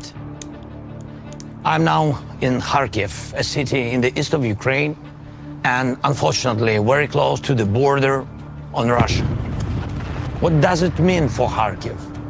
A third year of constant terror. More than 1 million of people in this city. And every night and every day, Russian army is shelling the city, mostly with S-300 missiles. These are air defense missiles which Russia employs to terrorize the land. There is not a single district or street in the Kharkiv that hasn't suffered from this regular cruelty. Russia added strikes with guided aerial bombs. Russian aviation comes close to our state border and launches these bombs straight on the city. It is a weapon of indiscriminate destruction. And anyone in any city of the world, from Sao Paulo to Harbin, take this the same way as terror, just like all other Russian strikes on hundreds of other of our cities and villages. Some of them, once booming with life, are now burned to ashes, people less. A burnt out emptiness, the most horrible consequence of war. War that we didn't want in Ukraine, that we haven't provoked, and in which Ukraine is defending itself from Russian attempts to seize our resources and territories and destroy our national identity. And the world sees it. Behind me are the books burned down by Russian missiles. It was one of the largest publishing houses in Ukraine. People got injured here. Unfortunately, there are people killed. Temperature of burning here hasn't managed to totally reach for 451 degrees Fahrenheit. But that's what the leaders of Russia need and want, even higher temperatures. And not only on the sovereign territory of Ukraine, Russia is threatening almost all of its neighbor countries. Russia is the only state that captured the nuclear power plant and is openly using it for radiation blackmail. There is nothing that wouldn't become a weapon for Russia, including hunger. And exactly this the world felt when Ukraine was hit by Russian naval blockade. Russia is the only source of aggression and constantly tries to expand the war. Right now, these days, we are defending ourselves 60 kilometers northeast from this place, from yet another attempt of the Russian assault. Russia is preparing for offensive actions also 90 kilometers northwest from here. They gather another group of troops near our border. The one who does all this doesn't want peace. Does Russia want a dialogue? Ukraine had the world's largest experience of lies from Russia during negotiations. Lies that in particular was Russian cover-up for preparing this war. And that's exactly why global efforts are needed. Global Peace Summit of the leaders whom Russia will not be able to deceive. Summit that will show who in the world really wants to end the war and not just claim the ceasefire, which will inevitably be broken by Russian rockets and artillery, just like as it was dozens of times before.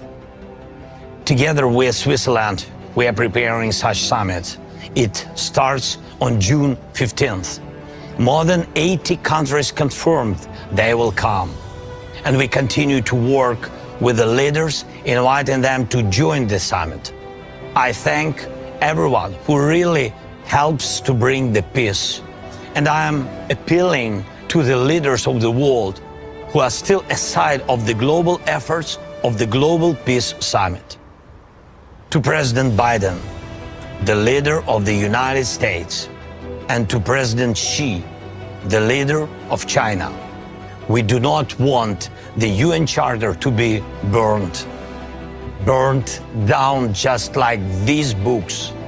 And I hope you don't want to either. Please show your leadership in advancing the peace, real peace, not just a pause between the strikes. The efforts of global majority are the best guarantee that all commitments will be fulfilled. Please support the Peace Summit with your personal leadership and participation. For all of us, it should be a pleasure to make peace.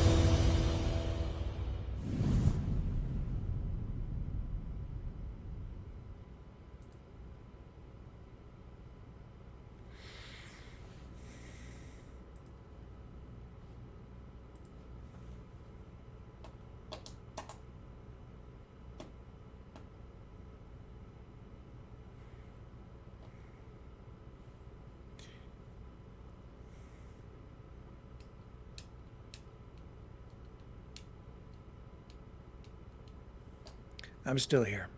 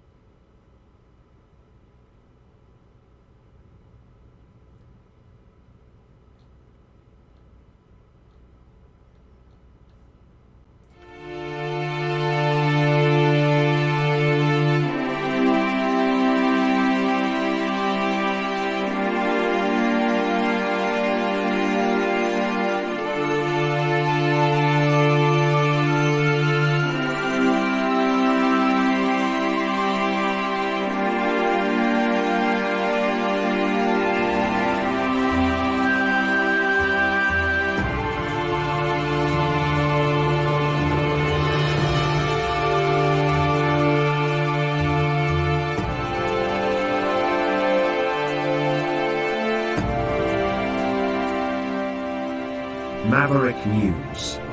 The world is watching.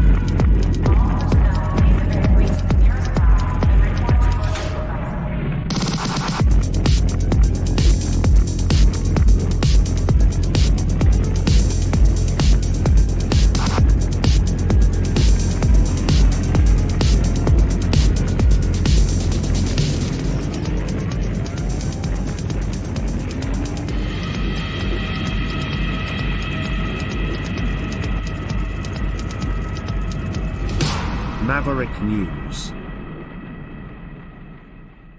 The world is watching. Okay, let's take just a closer look at a couple of aspects of that video. So what I told you about exposure, there he is. People, nation that can. This is what I'm talking about. You see how it's blurred behind him? In other portions of the other interview, which was shot in the same location, it's even more blurred, and that's because they zoomed in more on him. And you see how it's properly exposed in the foreground and the background, even though he's standing inside where it's darker? That's because they have the studio lights. It's not a green screen. It's not fake. He is on location. This is him on location. See here? That's not a green screen. That's not a studio. That is the printing factory. I'll tell you something else. All is and destroy our. You know what I noticed about this video? They showed a body being carried from the wreckage. But did you notice what they did? I did.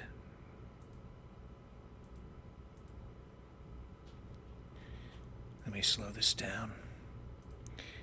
Take note. Take note of this. To me, it's important.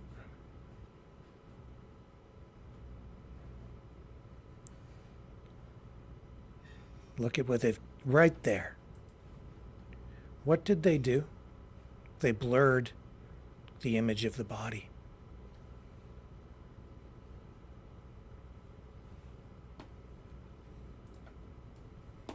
You know what that says to me? It says somebody has not yet lost their humanity, and they still have a moral compass. You know what I'm seeing on other social media channels, especially on pro-Hamas channels? I'm seeing right out,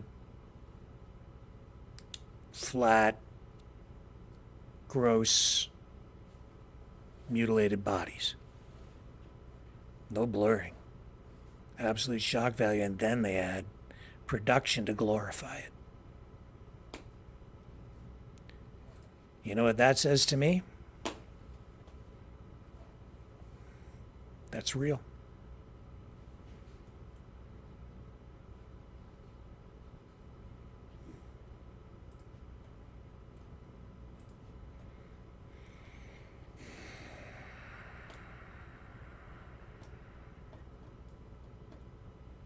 I appreciate that.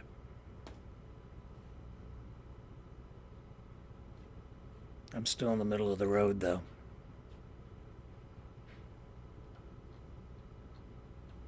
Still in the middle of the road.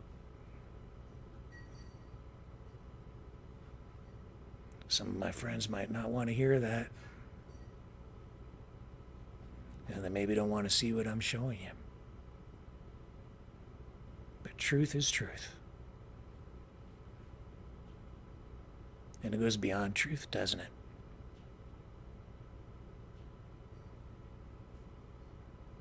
These old labels of fascism, communism, the old alliances, the pointing back to World War II saying, oh, look at that happened in 1940, whatever.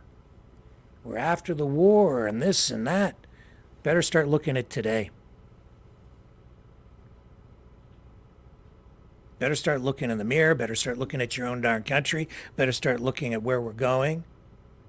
What's in your head? How did it get there? What are you really thinking? Why do you think that? Who's the real enemy? What is it that you're supporting or opposing? Is it as simple as what you think it is? Every day it's an evolution for me. It's another piece of the puzzle that comes together and fits in, and I learn more. And my opinions, my views on things change, and I never wanted this war to start. It didn't have to start. Both sides could have done things to prevent this from happening. But it didn't. Even Roger Waters, who's very pro-Russian, said from the beginning that Russia has no business, really, being in Ukraine. He's against Russia being in there. But at the same time, he also sees that NATO has a lot of responsibility and blame here too. I'm sort of that mind, although I don't agree with him on a lot of other things.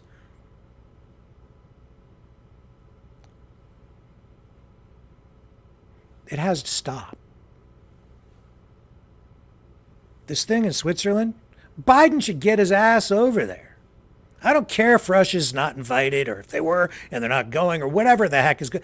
Anybody that wants to sit around and talk about peace, go.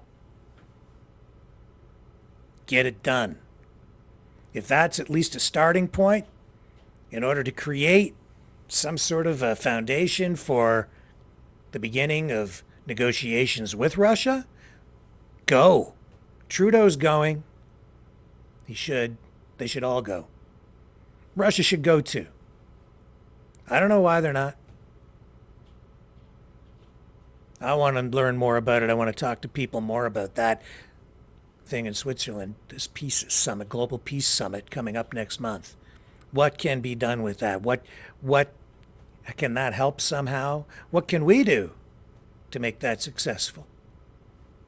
Anything to get this thing to stop. Is Vladimir Putin sincere when he says that he wants a ceasefire with the current lines drawn? I said a couple of weeks ago, maybe even longer, a month ago, now would be a good time to stop.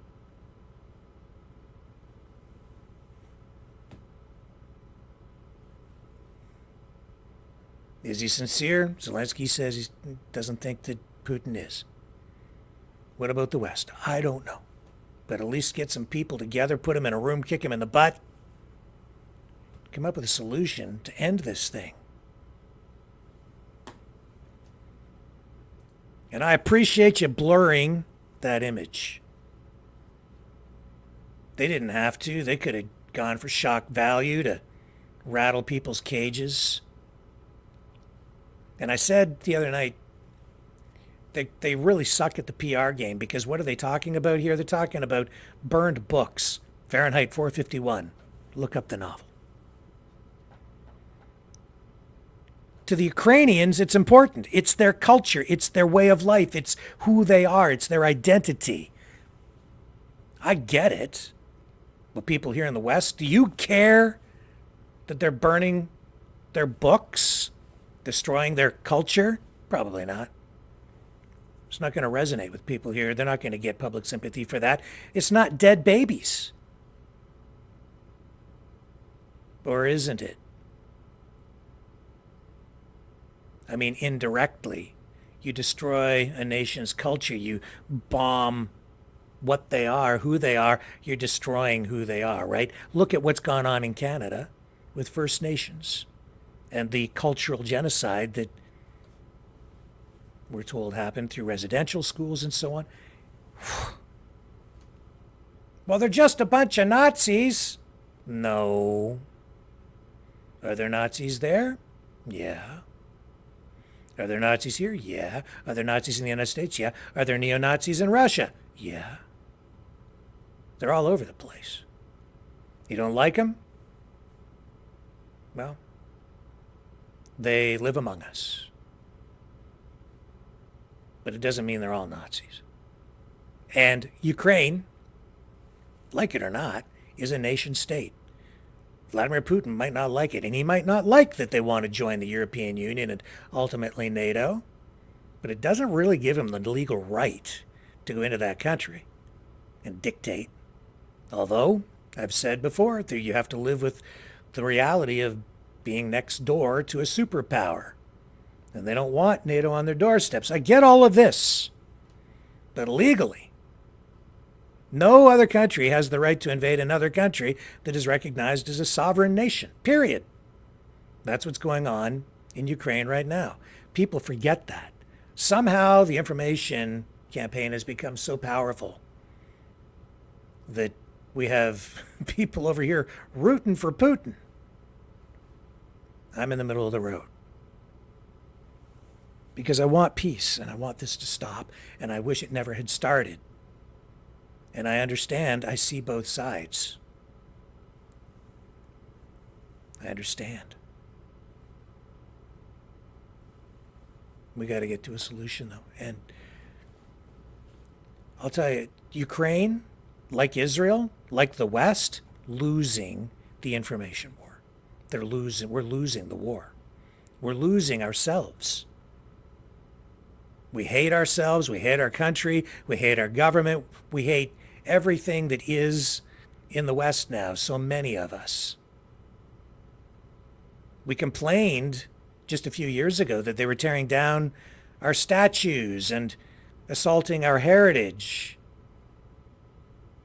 And yet here I see people who a few years ago were complaining about it and alarmed by it, rooting for it.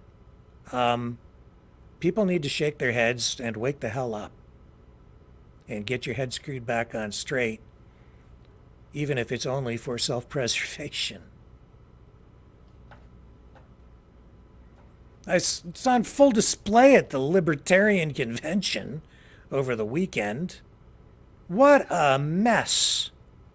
What a bloody mess that has been. I'll come back to that in a moment. I do want to provide balance here, though, because as much as people in Kharkiv have been suffering under a constant barrage of Russian attack, I know that people in Belgorod are suffering as well. And that's because we have... maybe I don't know if I've got the video or not. We have Ukraine attacking that area, and we've had casualties there as well. See if I can find it here. So I just want to be fair, okay?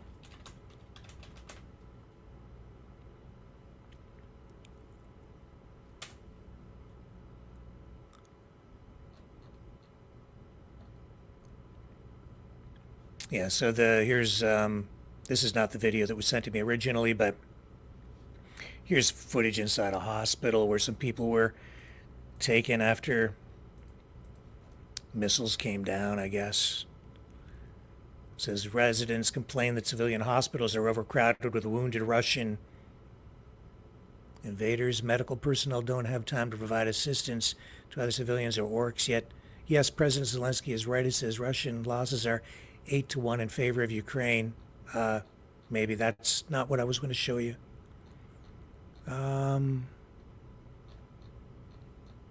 This is all Ukrainian stuff coming up here.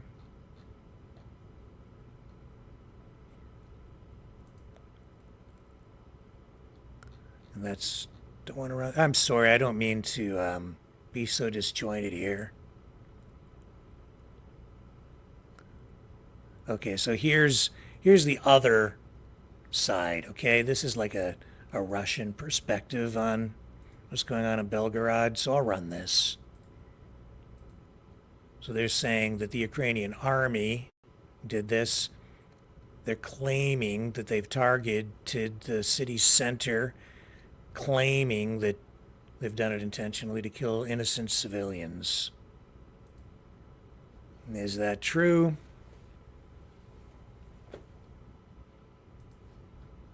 I don't know.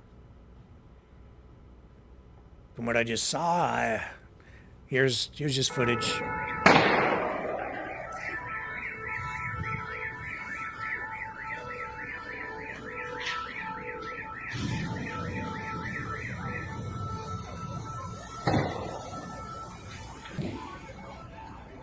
From that smoke comes the fog of war. What was the real motivation behind the attack? Was this an accident? Was the missile strike on that shopping center just the result of poor targeting? Was it done intentionally? One would think that Probably it was intentional, but did they think they were hitting him? I don't know. Who knows? But innocent people are being caught in the middle. Enough. I'm in the middle of the road. I'm afraid to look in the chat because there are probably some people in there running me over right now. Go ahead. Go ahead. You want cheerleading? Go to another channel. You want truth? You want journalism? Stay here. You want BS? You want to get yourself into your echo chamber? Go somewhere else. There's plenty of people doing that. I'm not going to do that here. You know why? Because innocent people are getting caught in the middle. And we need truth, and we need to figure out what we need to do to stop the killing. That's where I'm at, folks. Solutions. Let's find them together. Let's take a break. We're going to move on from this stuff. Sorta. When we come back. I'll be right back.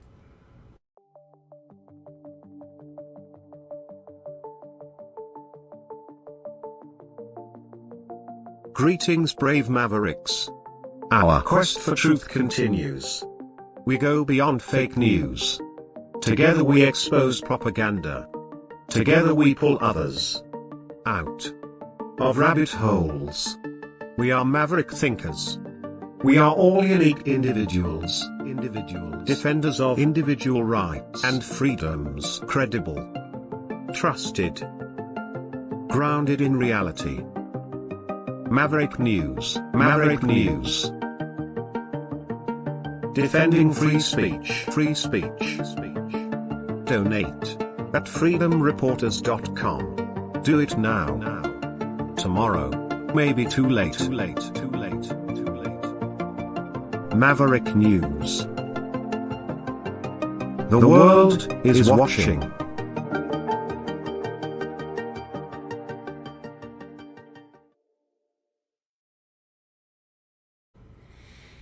Okay. North Korea has announced plans to launch a rocket to carry a military spy satellite into orbit. This involves an 8-day span.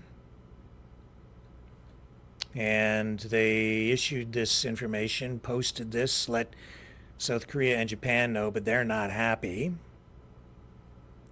South Korean President Yoon Suk-yeol and Japanese Prime Minister Fumio Kishida met Chinese Premier Li Qiang in Seoul for their first trilateral meeting in more than 4 years. And all this is going on at the same time. So, Japan's Coast Guard says it received notification from North Korea that it is planning this launch of a satellite rocket. This, I would say, leads to just a little bit more destabilization geopolitically because of, the proliferation of technology and military capability to more and more countries. And nuclear technology, right? So you see the emergence here now of North Korea as an emerging potential superpower with nuclear capability, spy satellites, maybe soon hypersonic missiles to go with that. Hypersonic technology, maybe, which Iran now possesses thanks to Russia. Everything has changed. And it's a much more dangerous world. And if Iran gets nuclear weapons, if they don't already have them, it will further destabilize things. And isn't it interesting to listen to these pro-Iranian influencers sit there, like the great George Galloway, who says that it would be a good thing for Iran to have nukes. He's lost his mind, if he ever had it. No, we don't need more countries with nukes. seriously complicates things. Just the hypersonic missile technology alone has been very destabilizing in the Middle East. And I have to wonder, too, if that hasn't been a factor in the decisions that have been made by Israel affecting the way that they have been conducting themselves in Gaza. I don't know.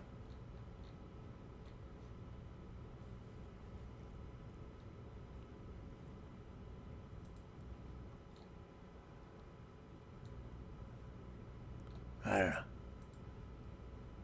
Fear, man, it's a powerful thing, isn't it? So, North Korea rattling their sabers. We saw how Donald Trump dealt with that.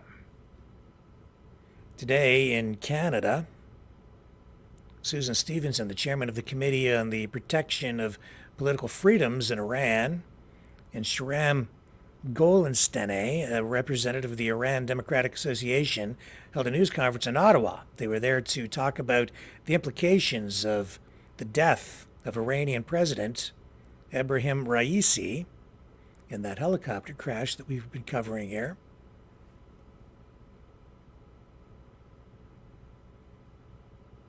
They're calling on the Canadian government to designate the Islamic Revolutionary Guard Corps a terrorist entity.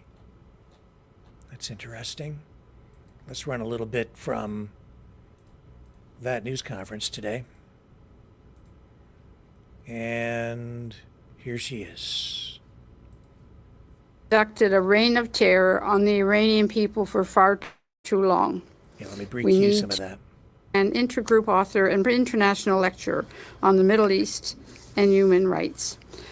It is time that Canada called the IRGC exactly what they are, a terrorist organization.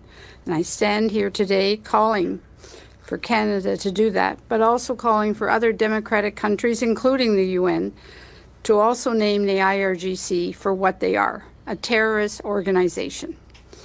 President Raisi had conducted a reign of terror on the Iranian people for far too long. We need to, not only for the Iranian people, but for the stabilization of the Middle East.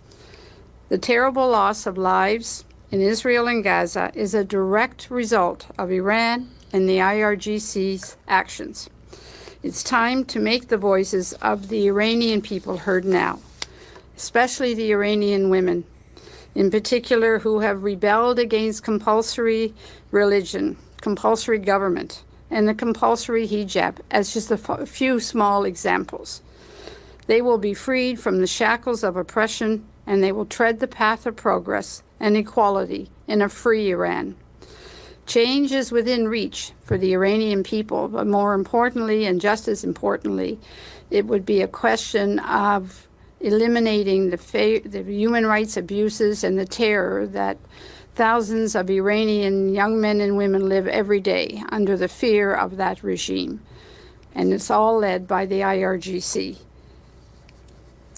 I will now call on Mr. Shahram. Okay, you've got the idea. We don't need to get into too much more of that. What else do we have here for you tonight?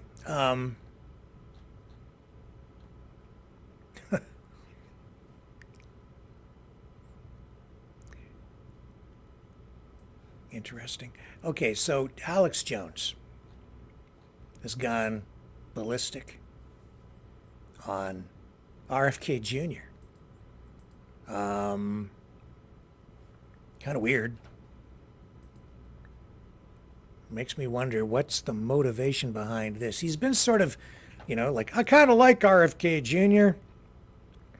I like Trump too, but I like RFK up until now. Strange, isn't it? Why now? We saw over the weekend RFK Jr. and Donald Trump speaking at the Libertarian Convention. First RFK Jr., I think that he was, he's more palatable to the libertarians. And then Trump comes along on that was Friday. Then Trump comes on Saturday, delivers his speech to a raucous crowd some MAGA supporters in the audience, and then a lot of them just came to heckle and boo and jeer Trump, and tons of that in the crowd. But he got through it, and I thought personally that he did pretty well, given that the crowd was overall pretty hostile toward him. And behind him it says, "Become ungovernable." That's the graphic that the Libertarian Party had up on the stage. What a dysfunctional group they are, I'll tell you. Talk about anti-American, anti-government, anti-everything. Like, I don't know. Some patriots in there, I guess, but overall, they just don't seem to like anything or anybody. And it's just a mishmash of anarchists, communists, fascists, conservatives, liberals, progressives, people from the outcasts from the Democrats. I don't know, what a mess.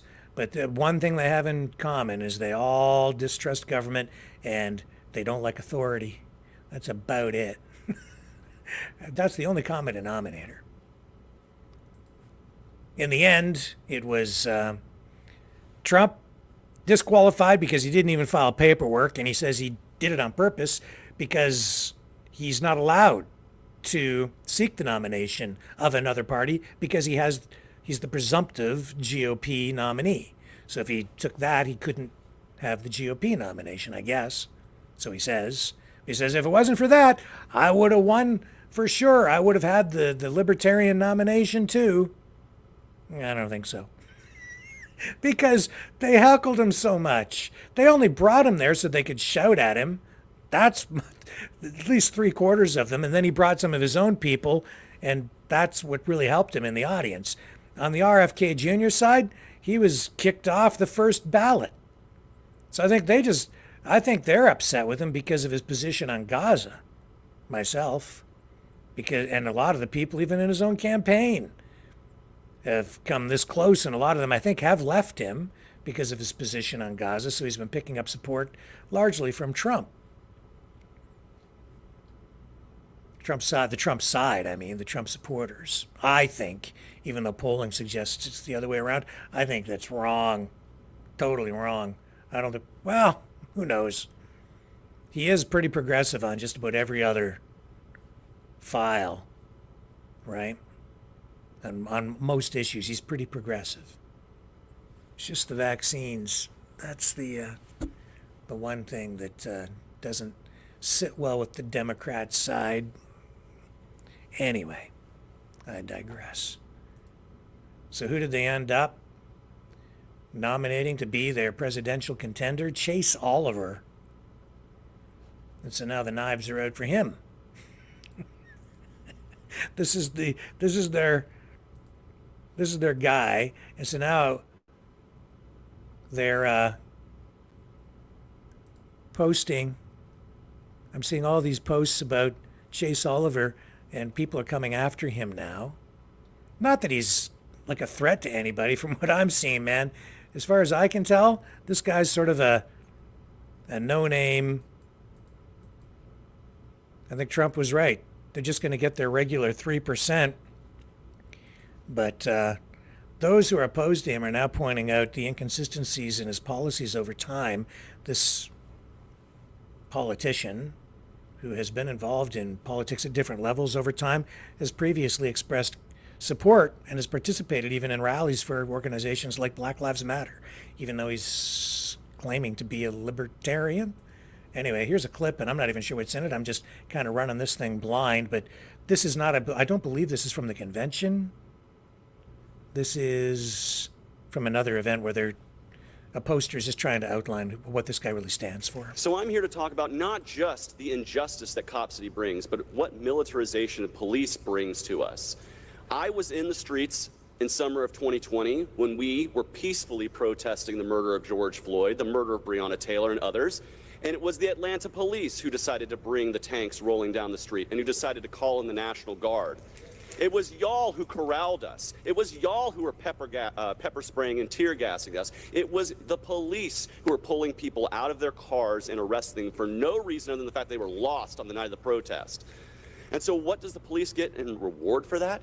$67 million of taxpayer money to fund your facility? That's ridiculous. I don't think it's right to be giving you $1 until you restore trust with the people. And the way you do that is pretty simple. You do that by by ending qualified immunity for the Atlanta City Police so that we can get our day in court when we're done wrong. You do that by requiring your officers to hold liability insurance. So when they do wrong, it doesn't come out of the taxpayer's pocket from other services. It comes out of the pockets of the police officers who have to pay for those insurance policies. If you want to hold police accountable, there's a lot of ways to do it. But clear-cutting forests so that you can build this facility is a spit in the face of the people who have been out here speaking against it for months and months on end. Take a poll, read the room, listen to the people, and you will see that they don't want this. That's him in Atlanta. He's from Atlanta, and he was involved in municipal politics there, and that was about building a public facility, a municipal facility, I think, for police, and he was opposed to it because they were going to cut some trees down. So that's interesting.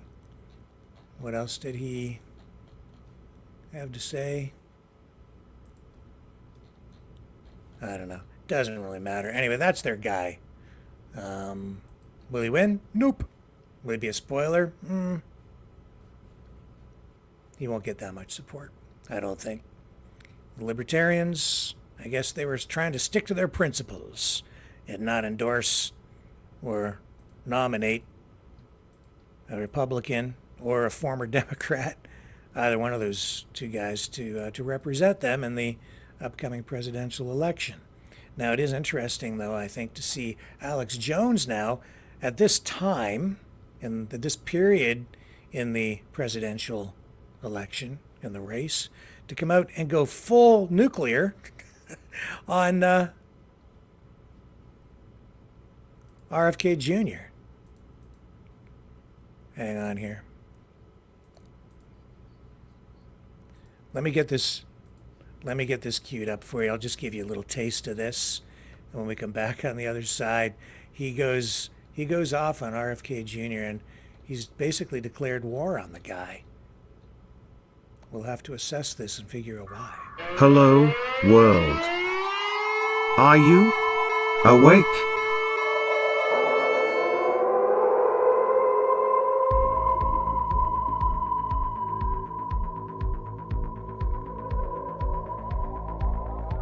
Uniting humankind by liberating millions of minds at a time. Maverick News. The world is watching.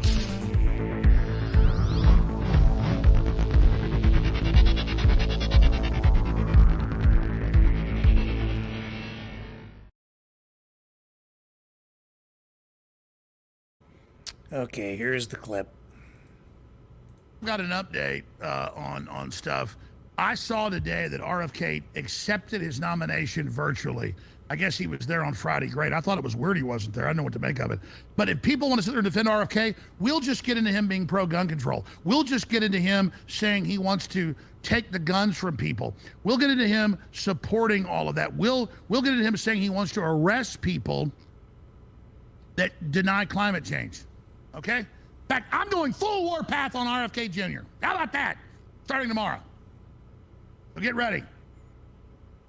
I'm ready. Because all he's going to do is suck votes from Trump. He admits he funded people to attack Trump at that event. And so I reported on him taking the nomination virtually. That is a fact. But because you guys want to defend RFK, full war, guaranteed, all week long, get ready. Clips of him saying arrest people that disagree with climate change up your rear end. Get ready for it. I'm sick of the libertarians. I'm sick of everybody on the fence. I'm sick of people bleeding votes away from Republicans when Republicans are the best house in a bad neighborhood and Trump is giving the New World Order a run for their money. So I pledge to you total attack on RFK Jr. starting tomorrow. You got what you want. You're getting it now with your plastic chickens and your dumbass libertarians and all the rest of them. Burn in frickin' hell.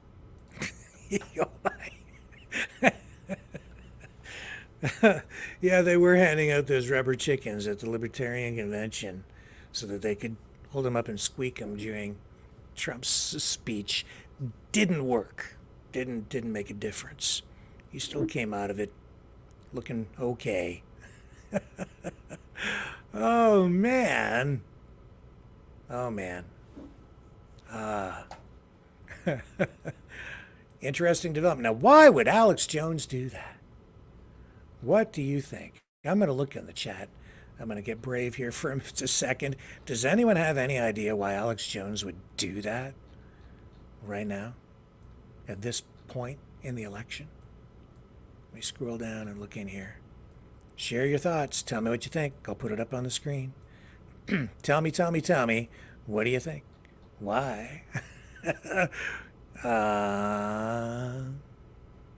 No idea. Cindy says no idea. I have an idea.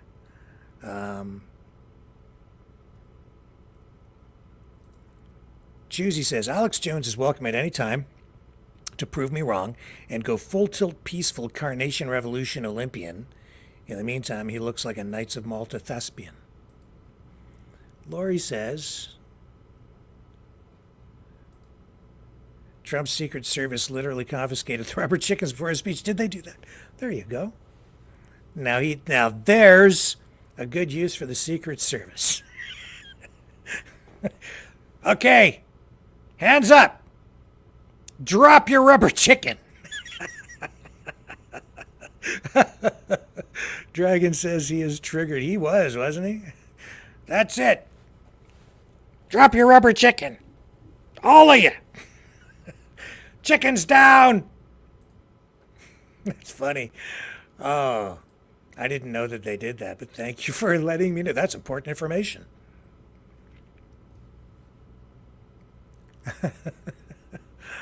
Why would they do it? Well, for some reason, I don't know why. I'm seeing a dollar sign here. And it looks like maybe we lost our feed to our main channel here tonight. Isn't that weird? Let me just see if we're still running. No, we're still running, I guess. We're still live. Yeah, we're okay. We lost one of our channels. I know that. I saw. What channel is it that did we lose? Instagram. Lost Instagram. Oh, well. Laurie says she's not. I believe you. Really, I do. I believe that they would do that. You never know. Those rubber chickens could have been loaded. What a weird election. What a strange election. What's in the chat over here on the main Rumble channel? Anybody have any idea? Oh, Johnny, thank you for the $2, even though you disagree with me on the Diddy University protests. That's okay. You're allowed to disagree with me. David Doyle says, rubber chickens, what an attack. Trump's Stoic teacher says, chuckles at your Jones impression, Rick. It's funny. Oh, yeah. Well, I see dollar signs. I'm thinking maybe someone made a big donation to InfoWars, and that wouldn't surprise me at all either. I can't prove it.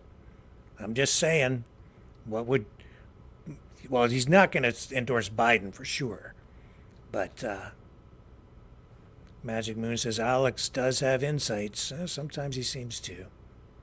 And Rising Dragon says, Proud Boys with chickens are dangerous.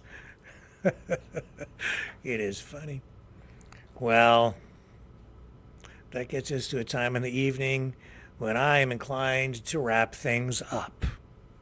And I thank you guys all for hanging out here tonight and being part of this experience. I will be back tomorrow night. Same time, same channel. Thank you, everybody. Really a privilege as always. 7 p.m. Eastern Standard. That's when I'll return. On the flip side.